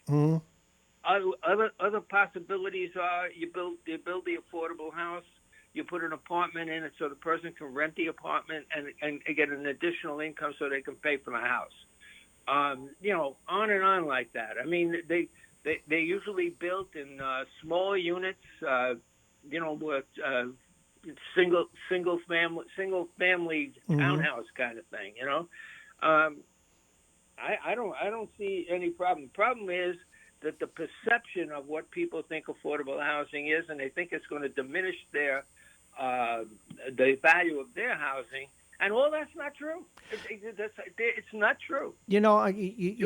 I understand this. I keep thinking of the one. There's one over on off Boston Post Road on Mamaroneck Avenue, affordable housing, and it's really, really nice. And I think you know where it is. It's right off Boston Post Road. I know where in Mamaroneck, right? It's really nice. Right. And there are 2-level townhomes with garages and apartments on each level. They're really nice. Some of them even have that classic loft. Very nice construct. And what about when we get down to, though, the affordable housing for people like on Section 8, et cetera? We need more of those as well, don't we? Well, the Section 8 works where the Section 8 pays for the difference between what the landlord asks, and what you can afford. Okay, it's a voucher kind of system. And what you need is more landlords to agree that take affordable housing. Well, they should take it. I mean, it's always a big controversy because there are realities to this.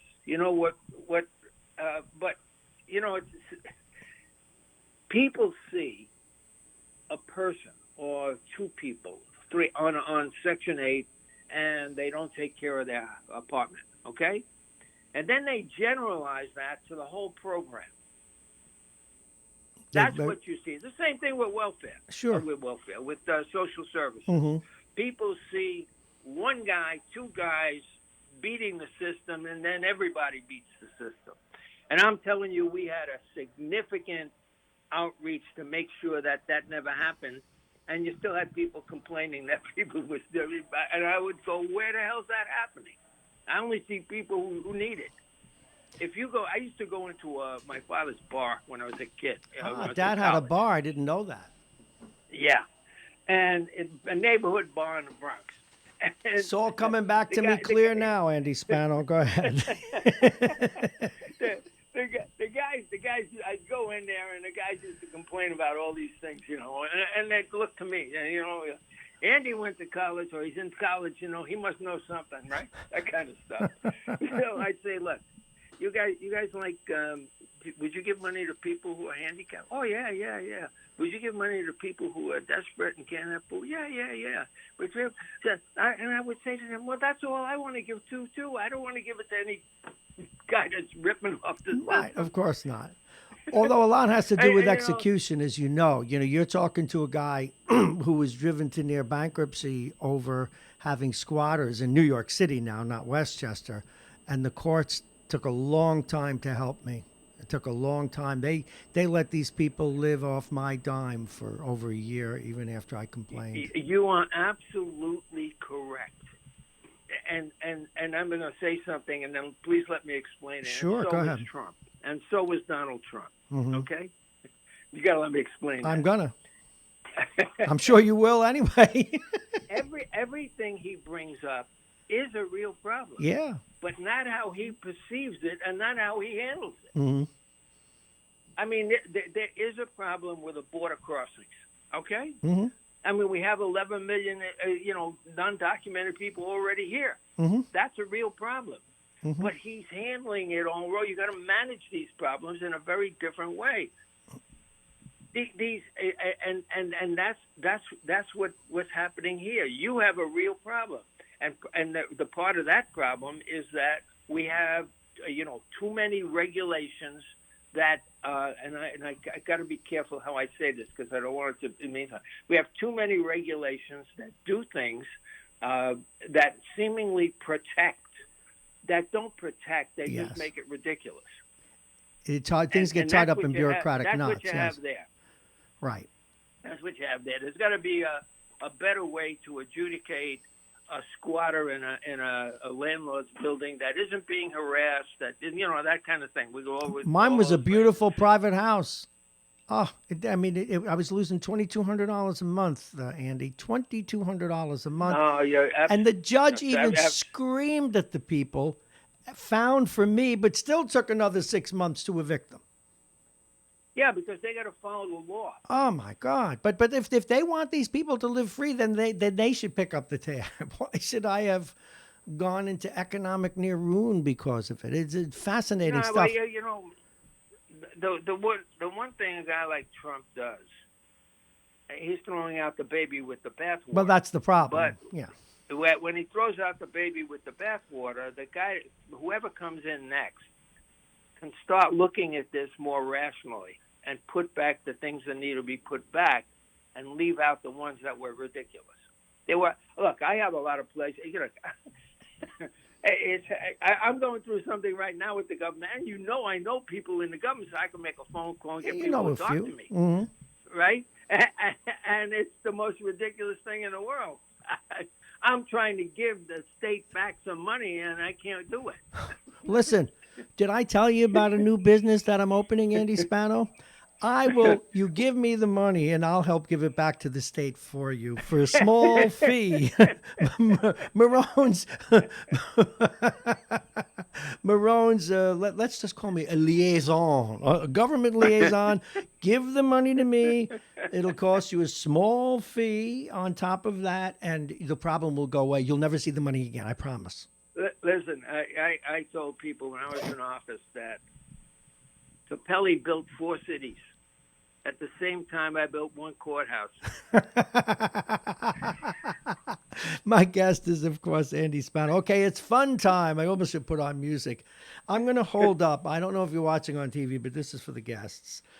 The New York Post took the one line, there were others, the one line that supported their theory, and they made it the headline when, if you recall, when they were interviewing Sondland and he was talking about his one of the conversations with the president where he said there's no quid pro quo. Now the Post, which is becoming just a tabloid through and through, no quid pro quo. And then in the bottom, Prez quotes himself. But they gave the impression that yesterday's hearing exonerated the president, whereas Ken Starr himself said it's over. Not that he'll be removed from office, but that it's clear that there was a quid pro quo. What has happened to our country that this can happen? Look, I don't think the president's going to be... This is nothing new. It's nothing new for the Post. But it's driving me crazy. It's nothing new for journalists. In fact, there's a technique that most people not even aware of. What you do is you get a newspaper, okay? And I've seen it done, so I know it's done, okay? And was it done on your behalf, sir? No, it really wasn't. Oh, okay. I just thought I'd ask. Go ahead, Mrs. Sparrow. Yeah, you get a newspaper that people think are credible. You put these big headlines on it, right? And sometimes a big picture, okay? Uh-huh. And then freedom of speech, you're allowed to put those newspaper boxes all over the town any way you want, right? Mm-hmm. And you put your paper in them. Now what happens? It shows through that big glass front. And what you have are signs of your front page all over the county. Mm-hmm. And every time you want to make a point like they did, no quid pro quo, you could do that. My goodness. No, I know, but let's get to it. It's legal. It's freedom of speech. No one ever said No, that. I know, but it just drives me nuts. And MSNBC did the same thing for their part. Although on the bottom they said quid pro quo, quid pro quo, quid pro quo. But let's get to the essence here. To the extent that you know what took place yesterday, isn't it almost at this point incontrovertible? There was a quid pro quo, even if it isn't impeachable, if that were the case, even if he won't be convicted. There clearly was a quid pro quo. I think that it's incontrovertible that all this happened. Mm-hmm. Question now should be, and this is what the Republicans should be going against, that it's not an impeachable offense. Right. That could be the only legitimate, kind of defense.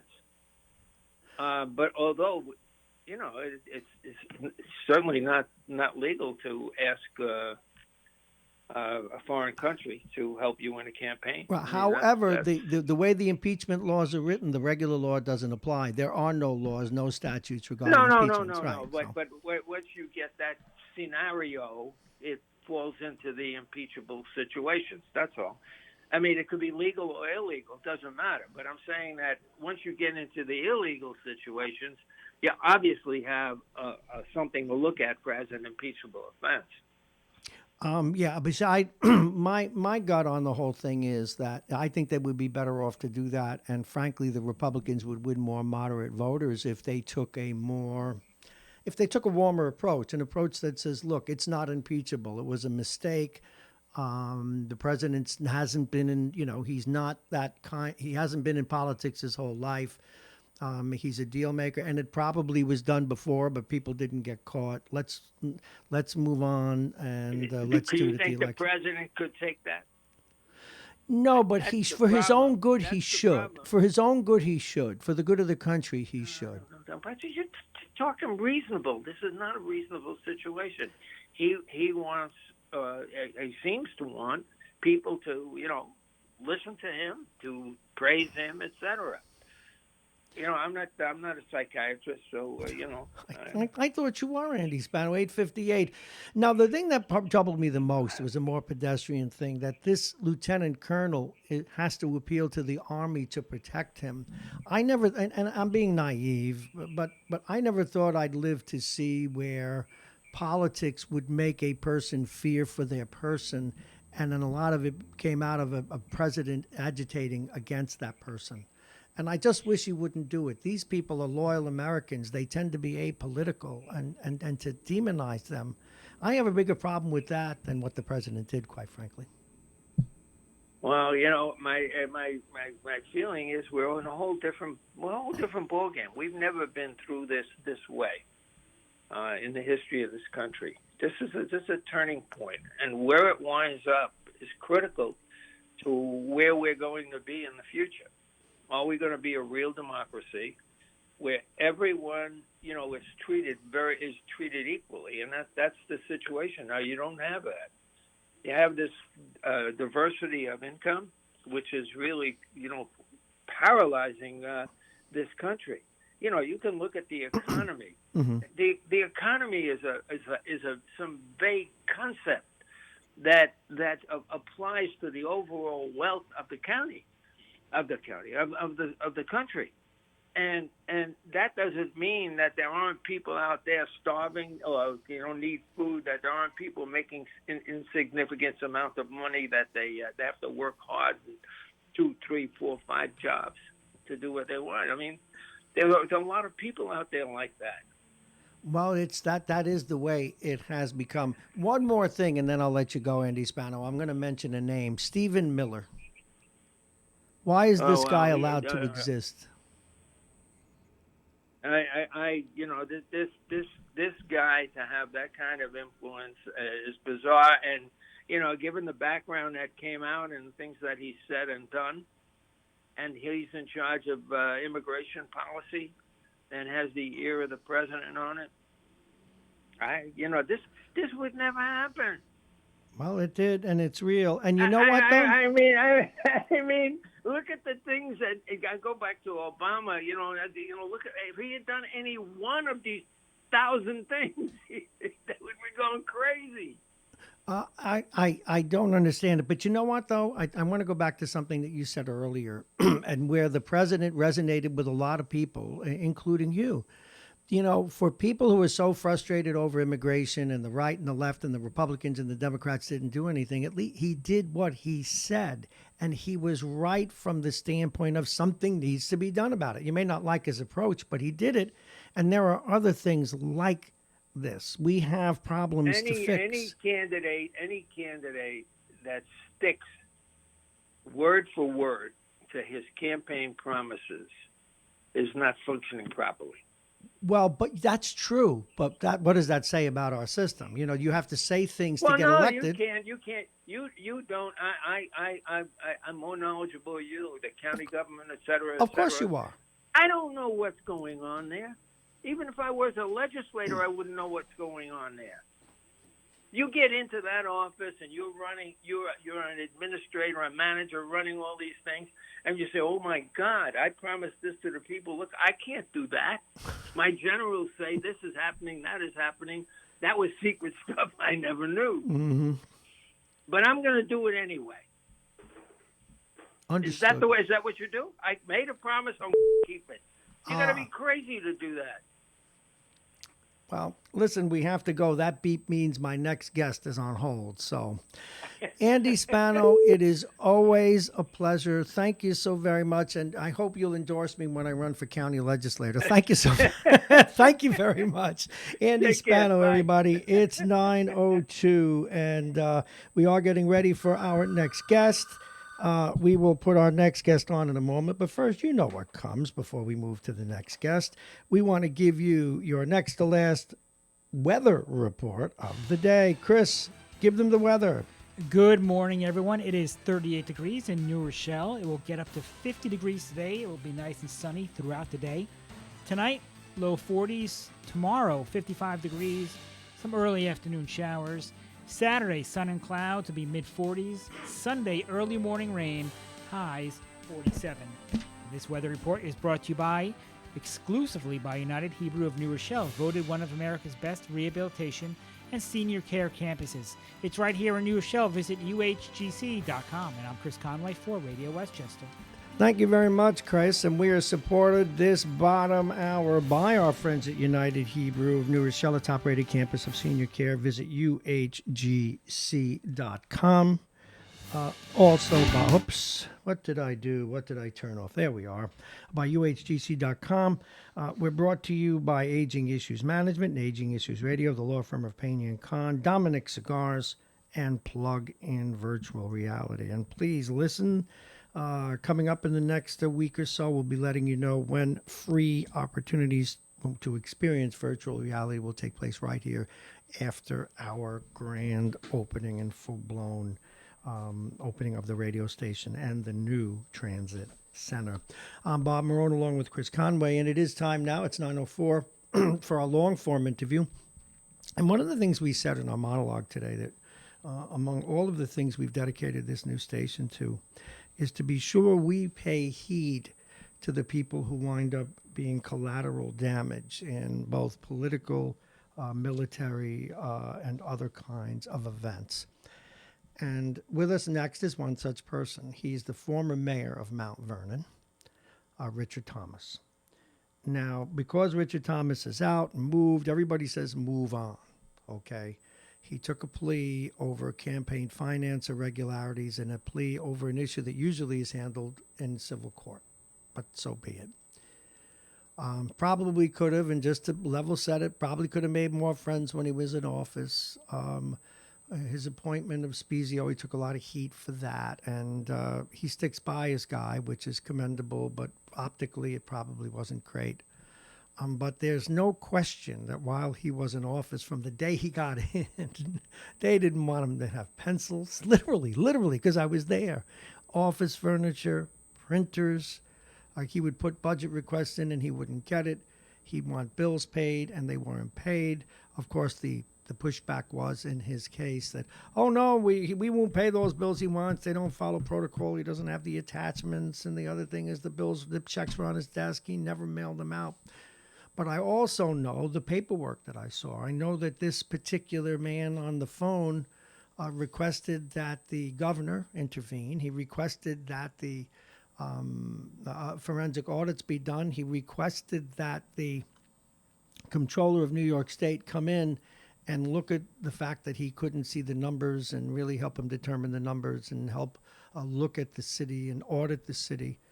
And finally, after much pleading and gnashing and gnawing of teeth, the attorney, and I saw these paperworks myself, Richard Thomas doesn't have to tell you this, they came in. And a day and a half later, they sent an email to the mayor and said, we're out of here. We got to go. We have something important that came up. I'm paraphrasing now, but I've seen the paperwork. And then they said, by the way, that office you were cleaning up for us so that we could, do work there, don't bother. So we always like to be sure that these other sides of the story don't go dormant. And so it is with that we have with us now the former mayor of Mount Vernon, Richard Thomas. Good morning, Mayor. How are you? Good morning. Thanks for having me on. Well, you heard what I had to say, and that's what we do here, and an opportunity for you. In fact, we'll start off this way. We had on the mayor-elect, who's really working very hard to get into the issues. And a couple of things she said in her interview with us yesterday is, yes, they did put in the budget. She had requested funding for a chief of staff, and they're going to let her do that, although they were sending a special assistant to the mayor. She also said she's not comfortable with the budget. She doubted the word she used was its veracity, number one. And number two, she did say that she has concerns that there may well have been criminality in the IDA. Again, those of us who are lay people don't know much about that. Hey, what is your reaction to the new budget, and what's the latest about what you're doing, and both to clear your name and to move forward with your career? Well, look, the facts are going to continue to demonstrate that, we did the best we could with what we had. And when you look at the situation at hand, the situation being the budget that was presented, it's very much a Pinocchio budget. Well, a Pinocchio budget? I had never heard that expression, but go ahead. Or Fugazi, but go ahead. And you just ask yourself, it's full of these things that are, they don't pass the smell test. When you look at the issues that are really in front of Mount Vernon residents, there's nothing there that really has substance. And there are a few voices out there that I just want to give credit to that are, yours being one of them, seeking to get the answers, because when you look at Mount Vernon's budget and compare it to New Rochelle, Mount Vernon's budget is about 50 pages, and it contains guesses. New Rochelle's is 450 pages, and it contains the details of what money was spent on, what vendors it has. Well, there's nothing to hide. Mayor, if I may, but every budget has, we had John Bailey in today, and we were talking about the county budget, and in there is, they project a 27% increase in sales tax. So you do have projections. In fact, Yonkers, I dare say, used to put projections in, and so did the Rob Astorino, knowing probably full well that they'd never get it, but they did it to balance the budget. That we get. But are you also saying that there are numbers in there about run rates that aren't accurate? They're not even there. That's the point. And you have to compare the two, put them side by side, and look for yourself. You'll see that Mount Vernon's budget presentation historically has only been salaries. Why? Nothing else. Why? And that's where I've been seeking to get clarity on how can you set priorities to fix potholes. How can you set priorities to deal with the monies that are in, demand, being demanded back from the federal government? The federal government's asking Mount Vernon for millions of dollars back from the Urban Renewal Agency right now, and that is not even accounted for in the budget. And that's why, you got to call it a Pinocchio budget, because it doesn't address any of the real issues, including Memorial Field. There's just the funding that they talk about is more make-believe, and they've done nothing to put the facts on the table to make us believe that it's right. What kinds of facts, had you still been there, and even last year, your budget I don't think got approved until February or May, and I think it was, February or March, and it was approved over your objections, as I recall. What ought to be in the budget that's not in your view? Well, let's start with, what's in court, the sewers. We have environmental requirements that have to be addressed, and these obligations are literally ticking time bombs for the taxpayer. There's no reason why we should have a Flint, Michigan situation going on with our sewers. Now, But what is the origin of the sewer problem, and why is it in court? So there are a couple of things, and I want to just put this into context for everybody. In 2000, the federal government approached municipalities across the country saying you got to do something about, sewers leaking into waterways. and they gave municipalities about 5 to 8 years to put together plans, capital plans included, to fix broken sewers. Many complied, some defied. And I want to point to Portchester. Portchester was one of those communities in 2008 that was nudged by the environmental regulators, and Portchester made the decision to comply. They fixed their sewers, and look, their economy has grown. Some people don't like it, some people like it, but that's what happens when you fix your infrastructure. Your economy grows.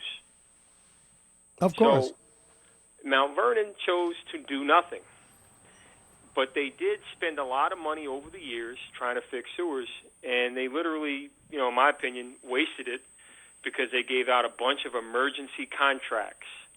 They suspended the rules. And that's where, the system does not want to change. No, but let's go. Let's take it from the condition and then the cause. So the sewer work has not yet been done. Is that correct? Yeah, and it's very simple to do. They lay out in the. But then why not do it, Mayor? You were there for 3 years. Why didn't you do it? So this is where, and a context and understanding of how Mount Vernon government is structured. No, I understand. But what about the process that prevented you from doing it based on how you feel about it? The process was, and this is what I point to in the budget that was presented, you asked for monies from the legislature to address the problem. We defined the problem, sewers. We have to fix them. And the answer was no. No matter what it was no. They wouldn't give you money. So why is it in court now, and who's suing who? So the federal government decided to sue Mount Vernon to force Mount Vernon to do this work. And for the past couple of years, I sought to convene as many people as possible from the state, county, local leaders to assist. And again, I recall sitting in on meetings, and you described this, Bob, in the run up to the show, that they complained about the paperwork not being complete. They complained about everything and did nothing but run out the clock. And, there are pastors that were in on these meetings trying to, get consensus to just support fixing the sewers to avoid what happened already. And that is basically the federal government seeking millions of dollars in damages. Well, how come the federal government hasn't won a summary suit? Do we send lawyers to court? And if we do, how do they defend it? That's the point, Bob. And for all the listeners that are listening to this and scratching their head saying, what's going on? What are you talking about?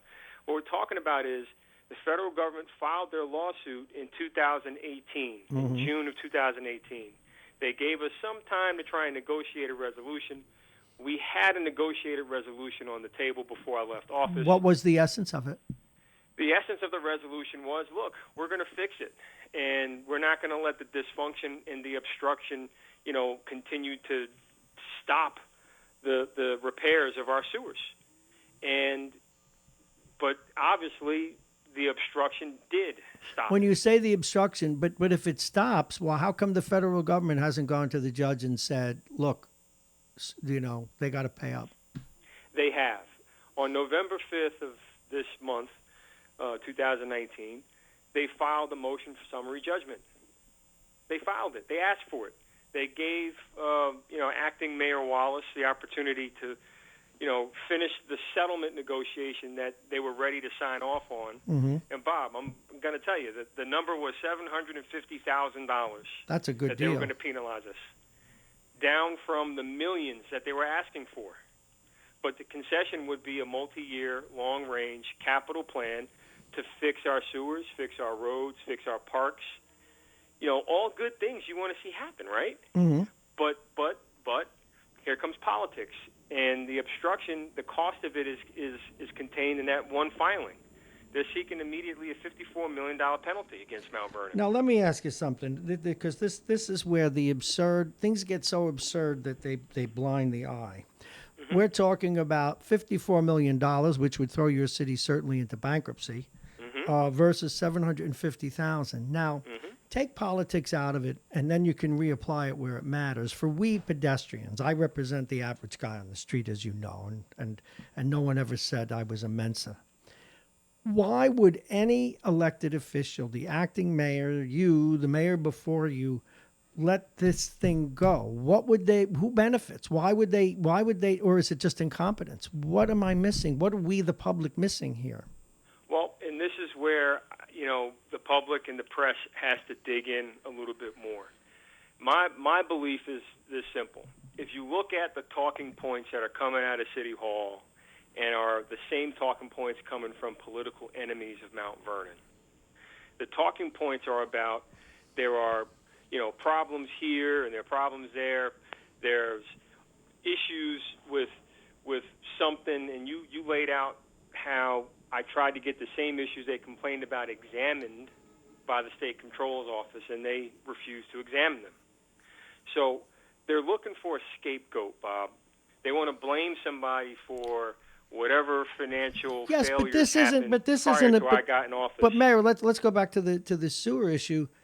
This is a home run. I mean, if I were, and again, I don't know what problems you dealt with or what Mayor Wallace deals with now, but man, I would cut this deal and I'd call every press person I could. Folks, I just cut a deal where $54 million we would have owed became $750,000. I'd be mayor for life. Why not do this? Why not? It makes no sense. You have to ask them that, and you can look at the federal government's filing yourself. No, I believe you, but the question is it? It's got to be incompetence then. I mean, why not do this? There's no reason. I think it's something more sinister, and my belief is the following: when you look at the intersection of political failure and bankruptcy, what happens is the city is put into a receivership, and the finances are handled by some third party. Like they did in Yonkers years ago. And when that happens, the liabilities that exist are treated differently. They're just like almost categorically dismissed. Are you suggesting that that's what they want? Yes, that's the only logical conclusion I can draw. And who might you imagine is the they? Whoever received millions of dollars from the Urban Renewal Agency, whoever got those monies, they are technically on the hook to pay it back to the federal government, but Mount Vernon taxpayers have to pay first. And that threat is real. The feds asked for their refund in May of 2019, and they put it in writing, which is another liability that I did not see included in this Pinocchio budget. So people may ask, you've been saying this for a long time. What are you really up to? My thing is just do the right thing and let's move on. Well, I mean, the taxes in Mount Vernon are insane. Mayor, let's go to the next step. And this Urban Renewal Agency is very instructive because we're using the scientific term of determinism. The city's headed to bankruptcy if they get hit with that $54 million. Now, I'll give you my own take, because you may have your own. I sense that the mayor-elect, Sean Patterson Howard, wants to go in there, set up a more classic administration, if they'll fund it, much as you tried to do, and they would not let you. And I don't get the sense that her now, or I can only speak for her, my impression of her, I don't think she wants the city to go into bankruptcy at all. So one would expect her to pursue this sewer issue because she is an executive by trade. And again, this isn't just a layup. This is a grand slam without even having to get up to the plate. $750 versus $54 million. What is she, in your opinion, going to run into to fulfill the goal of those who might want the city to go bankrupt? Well, she's gonna have to get the city council to reallocate the monies appropriately, and then she's going to have to get the controller to release the money. I mean, the governor may be able to play a role in delivering some cash up front, and I hope the governor does, bring a check to her inauguration and starts assuaging community fears. I hope he does that because Mount Vernon deserves it. It would be a great look for Mount Vernon. It would be a great win for Albany to help Mount Vernon as well. But my concern is, will the controller release the money? because that's been the issue since day one.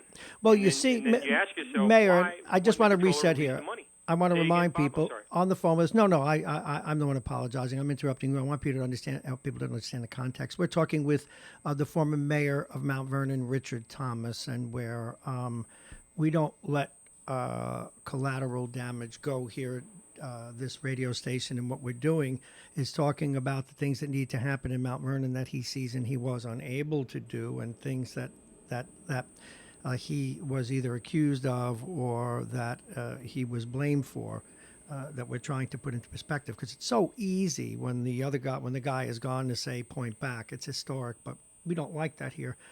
But in any case, so we're talking with the mayor about that, and we've been focusing on the sewers. But you mentioned the Urban Renewal Agency, Mayor, and you mentioned the IDA, which the incoming mayor has suggested there may be criminality there. So you and she seem to be on the same page. Did you sense that regarding the IDA as well when you were mayor? Yeah, and and my administration turned over information that we believe was criminal to the appropriate authorities, and we don't know what happened since, but we do know that the board, when things were flagged, took action and looked at it, and we provided as much information as possible to make it clear that every obligation that you would have as part of an agency was fulfilled. Because at the end of the day, when you look at the state comptroller, for example, the state comptroller made a wide array of recommendations through various reports and studies on what IDAs in the state of New York should do. Mm-hmm. And when I came in, we implemented many of those measures, if not all of them. There was a 2-page application for IDA benefits. I'm going to say it again, 2 pages. We increased it to 32 pages. And one of the things that concerned me was we learned through a lawsuit that there were people that received IDA benefits. They said that they paid their payments to the IDA, but they never paid, Bob. But yet their accounts were credited on the city side somehow. So these are some of the things we turned over, but it's hard to tell, what else is being looked at. Well, because the mayor said you're talking yesterday. about millions of dollars that people received, and these are people that are well connected. Now, I don't know if you're in a position to name names. It probably isn't wise to do that now, but I'll let you decide that. But one of the things that Mayor-elect Sean Patterson Howard told us yesterday is that the IDA, is in effect dormant right now because there are no members there. There is no leader. There is no finance person. And then you ask yourself, how did acting Mayor Wallace run commercials using IDA money on TV? Is that a fact? Yeah, it's a fact. Because how do you do it? Are you certain of that? Yeah, because that's in a the tough run-up to the allegation. November election, he was running commercials about Mount Vernon, love Mount Vernon. Okay, and they came out of the IDA. Let's see, that's a sticky wicket because if he's saying love Mount Vernon, that's not necessarily a commercial for him, though. Yeah, well. But he was able to spend the money. But isn't the mayor allowed to spend money out of the IDA? And that's the thing. The answer is yes. When you have, and it's not just spend money willy-nilly. It has to be connected to economic policies and initiatives. And the same thing goes for the water department, and the same thing goes for the Urban Renewal Agency. But there are different rules that apply to each, and this is what gets confusing to people that are looking at government, saying, why are you guys always fighting? What's the drama about, et cetera, et cetera. So I just want to give this one example, Bob. You got to look at Mayor of Mount Vernon as like this team member on multiple teams. So I'm on a hockey team. I'm on a soccer team. I'm on a football team, a baseball team, a chess team. And each, team has different rules of their game. So the water department, it's not beholden to the Board of Estimate of Mount Vernon. It's a semi-autonomous agency, and it's based on a 1911 structure that still exists. Yeah, it goes back to the old days. By the way, Right. speaking of the water department, that is the one place where your critics go after you, saying that you paid bills out of that department that you should not have, not necessarily illegally, but inappropriately. And What's- this is where you have to look at the executive legislature imbalance and ask yourself, why would they deny the fact that the city and the agencies that operate need funding? They unfunded the agencies. The obligations were there. You also hear many public officials talk about unfunded mandates from Albany, right? You got the obligation. So if the obligation is there to pay, let's say, retiree benefits, these are people that retired. No, I understand. So I know you do, but I'm pointing out, even the city council said, you know what, we got to pay that. Right. After a year of presenting the issue to them, they finally voted on it. And then when they did vote on it, the comptroller would not release the money to pay the bill. So you paid it out of the water department. So we had to make a decision to No, I make get the it. payment. But I'm so glad you this said is that. where- So you and this did- is where, see- again, see, it's always important in that- terms of accounting, I just want to put this out. In Yes. terms of accounting, the water department pays for overages in virtually every department. When there's a surplus there, it's technically, and this is what the history has been, but they defied history. They defied logic and unfunded everything, blocked everything, so we had to make strategic decisions that we believe were legal, ethical, and moral. We had multiple attorneys, both in-house and outside counsel, look at it, especially Jerry Kremer from Ruskin and Moscow Faltashek. And they looked at all this stuff. And with their opinions and their support, we made the policy decisions to support retirees, support Mount Vernon. And the accounting of it was always attempted to be done with the comptroller's office. However, you saw the treatment of former Commissioner Brett Erasmus. And for those that are not familiar with Commissioner Erasmus, he's a CFA. He has This in many the water years department? auditing. And what was his job? He was the Commissioner of Management Services. Okay. And he did his best to try and convince everyone to look at the anomalies and the irregularities and how to straighten out the accounting so we can reconcile what was going on with Mount Vernon's finances. And that's always been the fight. It's been my fight since I became a council member in 2012, and it's still my fight to this day. What's the big secret with Mount Vernon's money? So, again, you're faced with choices, and the bottom line is we made decisions to keep Mount Vernon operating in a safe way. Okay, I want to. And again, I got that. I look forward to having more discussions on this. I'd love to, provide as much feedback and input on it as possible. But it just doesn't make any sense that, all they're looking to do is point the finger and try and get somebody else in trouble to distract from what's really going on. And that's why they're probably so upset with me, is because, they thought they were done, but I'm still standing. This is where I believe God has played this role to keep me and my family healthy, safe, and successful. But I just say, to everyone out there watching, just question what's really going on. Don't take it from me. Just look at the facts. Look at the federal filing. Mayor, it's 9:30, and we're going to take a quick break. But before we go, something for you to ponder, and then when we come back.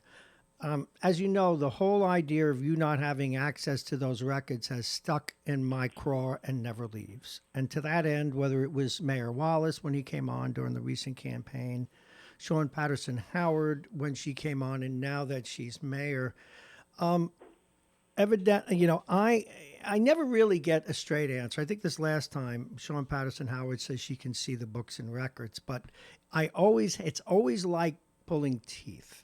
Where with everyone I ask, as when you were there, well, I can't see them. Other people will say that, well, do I really need to see them? But and I always remind them, you had to go to court to see it. And so my question to you, and don't answer till you come back, by the time it was all over and you left, did you ever see it? And do you think the people that now succeeded you, both Mayor Wallace and Mayor-elect Sean Patterson Howard, will she see it? When we return with former Mayor of Mount Vernon, Richard Thomas, we now go to the great Chris Conway for an update on the weather. Chris.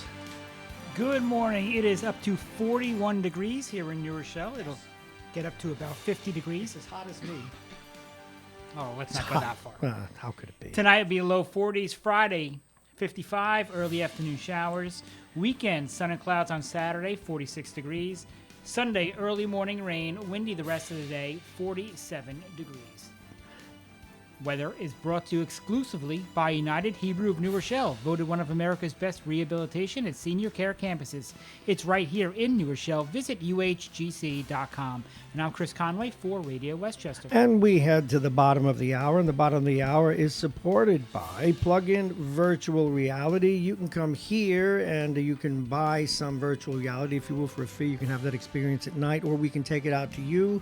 And many of you will be waiting for our free samples of virtual reality, which we will offer after our grand opening, along with the grand opening of the new transit center here in the train station. As well, we're brought to you today by Dominic Cigars. Dominic Fine Cigars, licensed retailer with a big selection, including Arturo Fuente, Padrones, and more. Dominic's Fine Cigars, located at 204 Boston Post Road, Larchmont, New York. Open 7 days. The law firm of Payne and Kahn.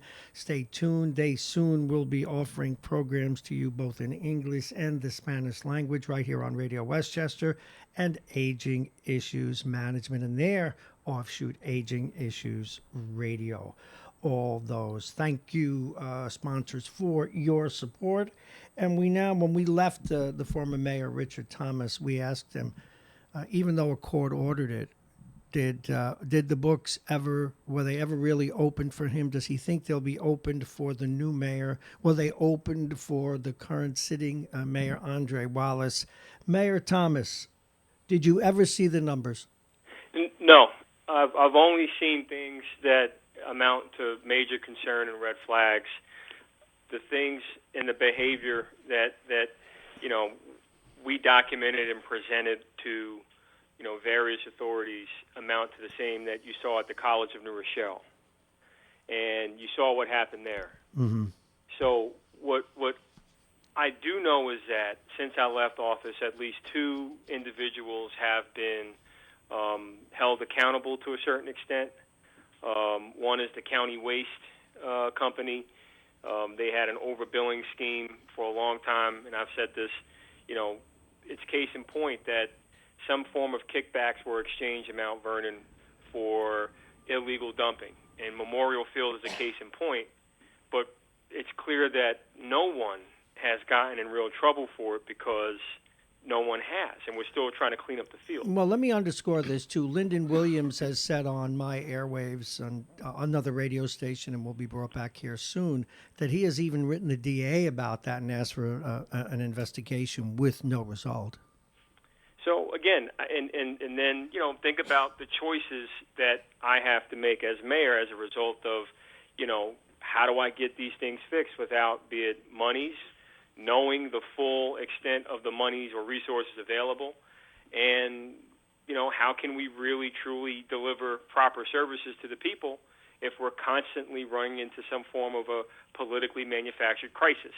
So my hope is that that these things don't repeat itself for the next administration, but I do know that there's going to be some concern about the Urban Renewal Agency, as Peter Fine was sued by the U.S. Department of Justice for violations related to many of the units he built for the ADA Act, the Americans with Disabilities Act. Who is Peter Fine? So Peter Fine is a developer that has built a massive structure across the street from Hartley Park in downtown Mount Vernon, and it's known. It was in court that there were issues with that building.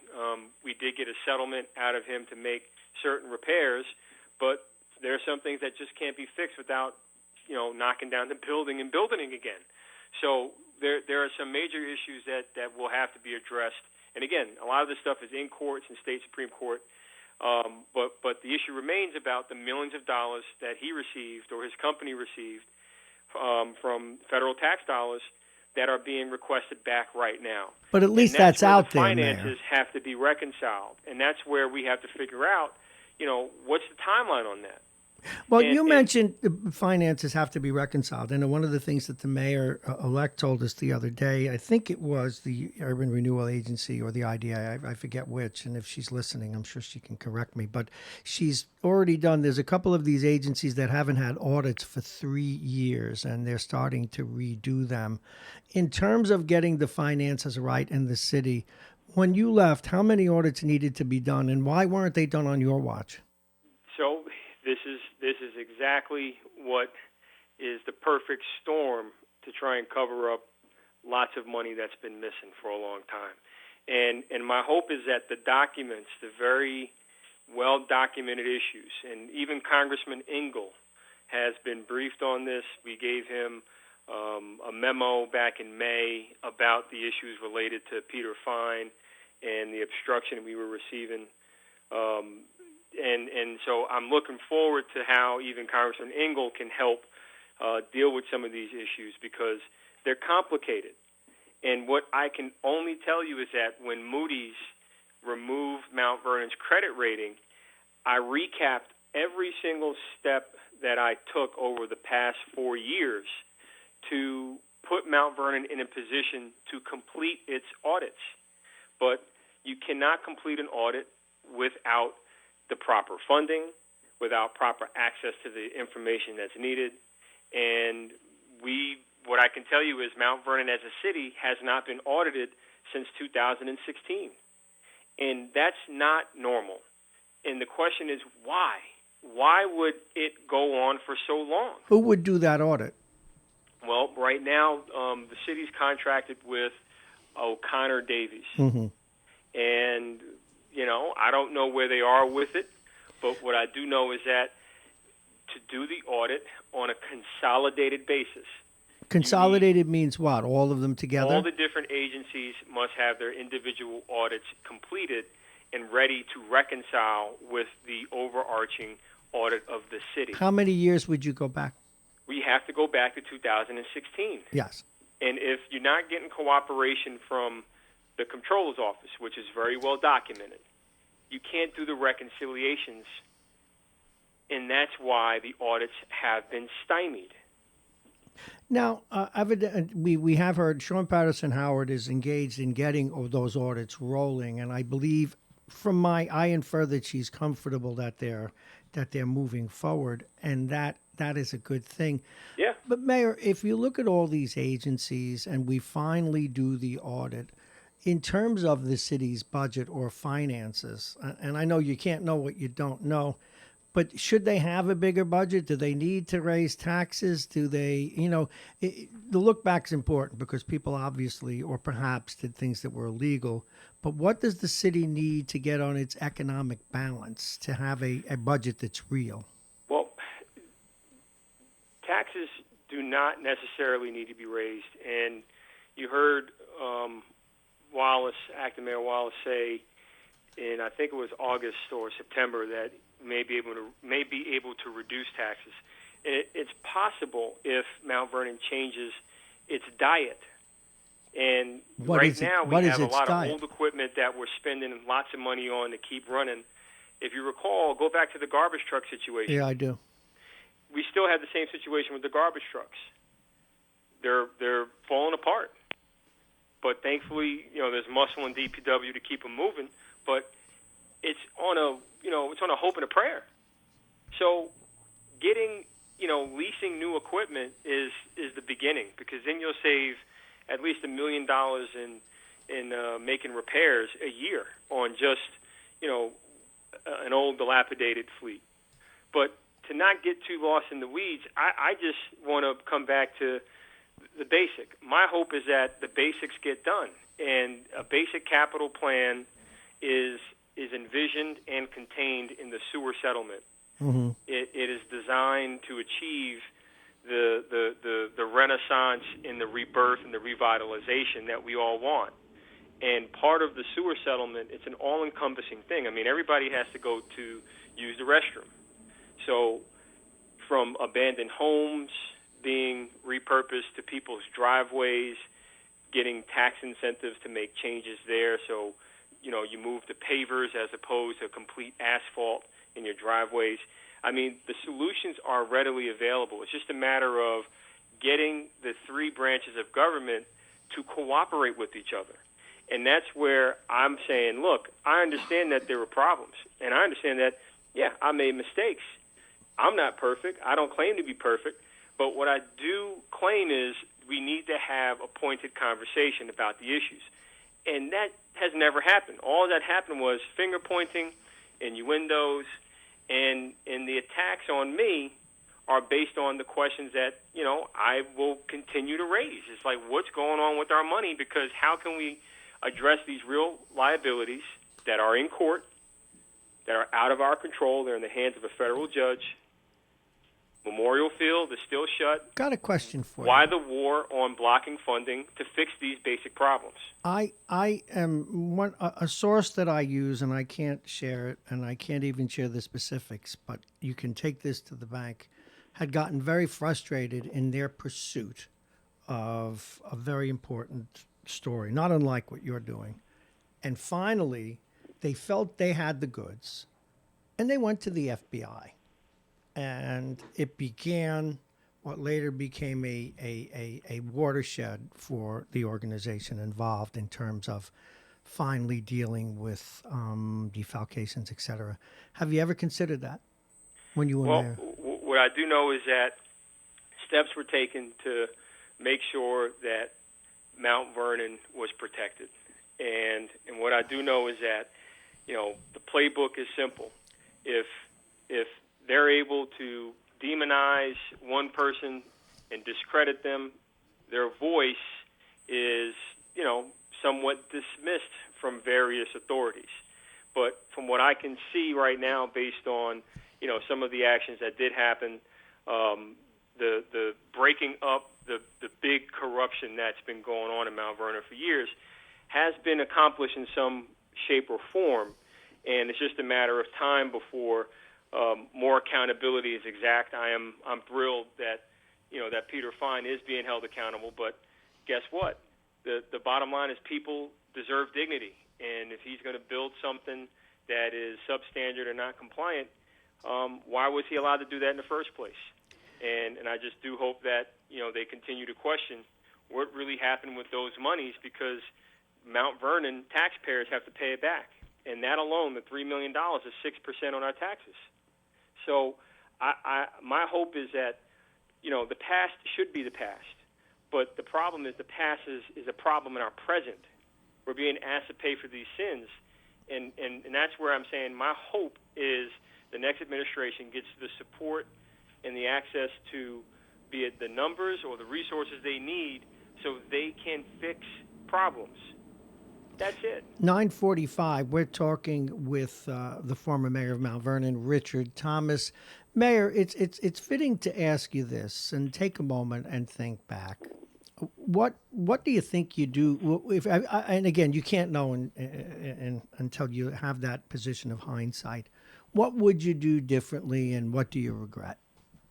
Well, it's hard to say what could be done differently, because no matter how I worked it back, listening to a lot of different people, this was almost ordained, because this no matter what was done to try and build consensus and build coalitions, and I mentioned this on your last show briefly, I had a variety of people from the Business Council of Westchester, County Association, had Ken Theobalds from Entergy involved, had people from Microsoft, Bruce Jackson in Mount Vernon, so many different people involved with the quote-unquote transition.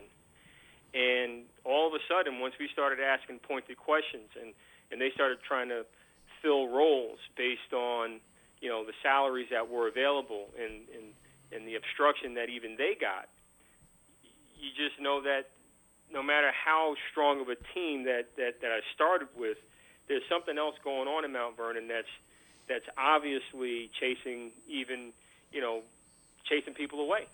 So I'm not saying that I was perfect, but I definitely worked to create a diverse professional group of people to assist. And again, Bloomberg Philanthropies came in, World Economic Forum came in, Mercy College, NYU. What did they do? They all did a combination of studies. They offered to sit down and discuss policy issues and problems with the city council and the controller. Did they solve anything? Did they offer any money? Did they put together put plans? together reports that recommended ways we can solve it. They recommended funding levels, and even Harvard came to the table. So no matter those are what all was good things, done, but again, Mayor, are there things that you regret? Would you do anything differently? I mean, again, there are lots of things that I would do differently, but it's hard to pick one thing. Mm-hmm. I think, knowing that probably being a bit more patient on some of the issues, but again, it boils down to a choice. And one of the choices that I think could have been done differently is how could, the people, particularly on the council, been convinced that they were making the impact that they sought to make when they first ran. Because no matter, again, how many times I presented ways to fix Memorial Field, it was always a memorial mess. So, again, there are a bunch of things that come to mind, but it's a question of the outcome now. It's like it all happened. Yeah. And no matter how it happened, it just seems to be, it was the design to be this Gregorian knot for some reason. Okay, 9:48. Before we let you go, a couple of questions, and one I skipped over. While you were mayor, you got a lot of support, variously. Of course, it would change from time to time. And I just noticed in this issue we're dealing with in New Rochelle regarding the football team, a lot of pastors get involved, churches get involved. What is it about Mount Vernon that has the church pastors wield so much power? And why is an elected official compelled to listen to them? Well, pastors are they represent the faith, and a lot of people look to them for leadership and refuge. So when you have pastors that are with the people, that's powerful because they're representing the needs and the voices of the people. I'm just trying to understand it because it's remarkable in your city. It's important that pastors, continue to get out of the pews and get into the streets with the people because that's where the real spiritual fight is. So my view is, look, everybody has the goal in mind of raising our kids and our families properly. And we can't do that if, the cost of living keeps increasing and services keep going down. It's unsustainable. So my view is the priorities going forward, even for New Rochelle, is we just have to decide what do we want to do. And I know in Mount Vernon, the programs that were put in place to help feed the hungry, help women start their own businesses, the programs designed to help fund after-school programs and youth sports, all those things are great things, but we got to make sure that the work gets done, and that's where I hope that as Mount Vernon heals, these things happen, and we just move on. That's the goal. Do you wish Sean Patterson Howard all the best? Can we safely say that? We did see on Facebook absolutely. that you I've been did saying that since day one, and I think it's been clear, not only in my actions but in my words. Mm-hmm. I say what I mean what I say. I don't hold anything back. And look, the past is the past. Well, let's then look to the future. Where does Richard Thomas go from here? And I guess it'll be less than a year now. Your record will be cleared up. You will be eligible to run for offices again and move forward. I know you're doing consulting work now. Have you thought through any long range plans, Mayor, as to what you want to do? I mean, look, I can tell you that being mayor was always a dream, and even though people try to make it a nightmare, it was a great experience. And what I do know is, there are so many different opportunities out there that are available, and there are so many great things. It's hard to tell, what I'm really going to be doing, particularly when it comes to public service. What I do know is, my lawyers are looking at options, but I'm looking at my family and saying, I want them to have a great time. I want to be able to, spend time with my kids and not have to worry about whether or not the baseball field has been cut before the game. Yeah, gotcha. So I just know that there are things that I will always be vocal on and advocate for. I think youth sports being totally funded by Mount Vernon is something that needs to happen. From soccer to football, baseball, everything, just fund it.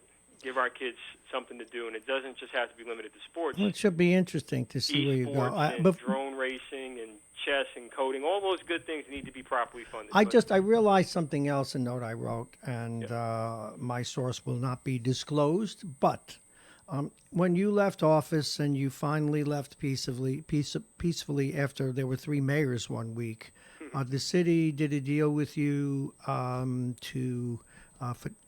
instead of giving your pay up to the date of the court order saying you could stay in the job, you agreed to a settlement of $35,000. It is our understanding that you did not get that money. Is that true?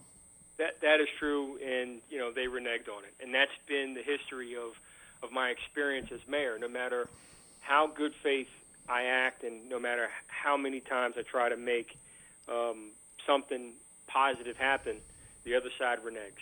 But did they give a reason for reneging, or did they just not pay you, or did they not pick up your phone calls?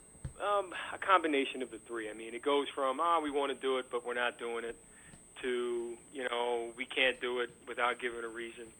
And it just seems like they're bent on trying to make me into, something that I'm not. Well, Mayor, and what I do know is... Did you have a lawyer draw up an agreement?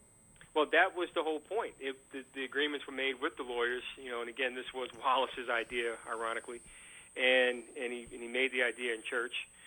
So I thought it was the smartest thing to do to allow for a timely, smooth transition, which, you saw. I stepped back and let everybody do what they had to do. I made a point to show up at Memorial Field to support the initiative to get it cleaned up. And, look, I'm not mayor right now. I may have the title of mayor because I was mayor, but honorifically you got it. Yes. Yeah, we do that with I'm everyone. just saying, look, do right by the people, and don't worry about me. I'm gonna do what I got to do to make sure that my family stays healthy and safe. But there are a lot of mean people that lost a lot of money because of changes that were made. I mean, I'm pretty sure a lot of people know that Sue's Rendezvous got shut down under my watch. Mm-hmm. I'm pretty sure that, the situation where sanitation was, somewhat cleaned up as much as possible to not allow for illegal dumping to happen. People were held accountable for not paying their taxes but claiming that they did. Those are things, some of it were, I could have handled differently, but I did the best with what I could, and knowing that, each action that was taken was designed to better the city. It was always my view that by having less trash on the street and cleaning up the city better would make Mount Vernon cleaner, and those are some of the things that we did. But I just don't want to get away from the baseline point of, this is my hometown, and sometimes your family, does things to hurt you because they don't understand what they're doing sometimes. Mayor, I look at it as one big family just trying to get its act together, and I hope that the next administration, does that. I mean, that's my going to remain my hope. Will your lawyers or will you sue for the $35,000 that was agreed to between between yourselves? It's hard to tell. I mean, my thing is what's the holdup? What's the point? If this was negotiated, and even if you look at the timing, even the state attorney general acknowledged that the settlement discussion with the federal court on the sewers should have been completed. I mean, they envisioned that, right? Mm-hmm. They said you have until the end of September, and that contained the window for, guess what, the sewers to be settled. Hello? Yeah, well, those are the courts. But I'm just pointing out that even that was part of the conversation with the state AG's office for us to finish some important things. This way we can all move on and not have to worry about it. I was trying to leave it in an even better position, but look at the filing and examine that and ask yourself, whoa, why are the feds seeking, summary judgment now? What happened? Why did it break down? Well, obviously, we're all going to have to root for Sean Patterson Howard, but we will continue to give you a voice. Richard Thomas, former mayor of Mount Vernon, thanks very much for being with us today, and we'll, of course, talk to you again down the road. You got it. Thanks, Bob. All right, thank you very much. Former mayor of Mount Vernon, Richard Thomas. His side of the story needs to be heard, as all sides do. We're going to take a quick look at the weather with our good man. And I noticed I didn't say traffic. Chris Conway. Chris, the weather. Good morning. It is 40 degrees here in New Rochelle. It will get up to 50 today and remain sunny. Tonight, down to the low 40s. Tomorrow, mid-50s, early afternoon showers possible. Saturday, sun and clouds, mid-40s. Sunday, early morning rain, windy throughout the rest of the day. 47 is your high. And weather is brought to you exclusively by United Hebrew of New Rochelle, voted one of America's best rehabilitation and senior care campuses. It's right here in New Rochelle. Visit uhgc.com. And I'm Chris Conway for Radio Westchester. All righty, Chris, thank you very much. And we always do, we thank our sponsors and our host and tell you what's coming up tomorrow. I am Bob Marrone. You've been listening to Mornings with Bob Marrone here on Radio Westchester. We're here, and we are going to take that off the hook because we're off the air. We're not taking any calls right now, Chris. This is the one, the only Radio Westchester. We'll be back again with you tomorrow. Now, tomorrow we have an interesting show for you.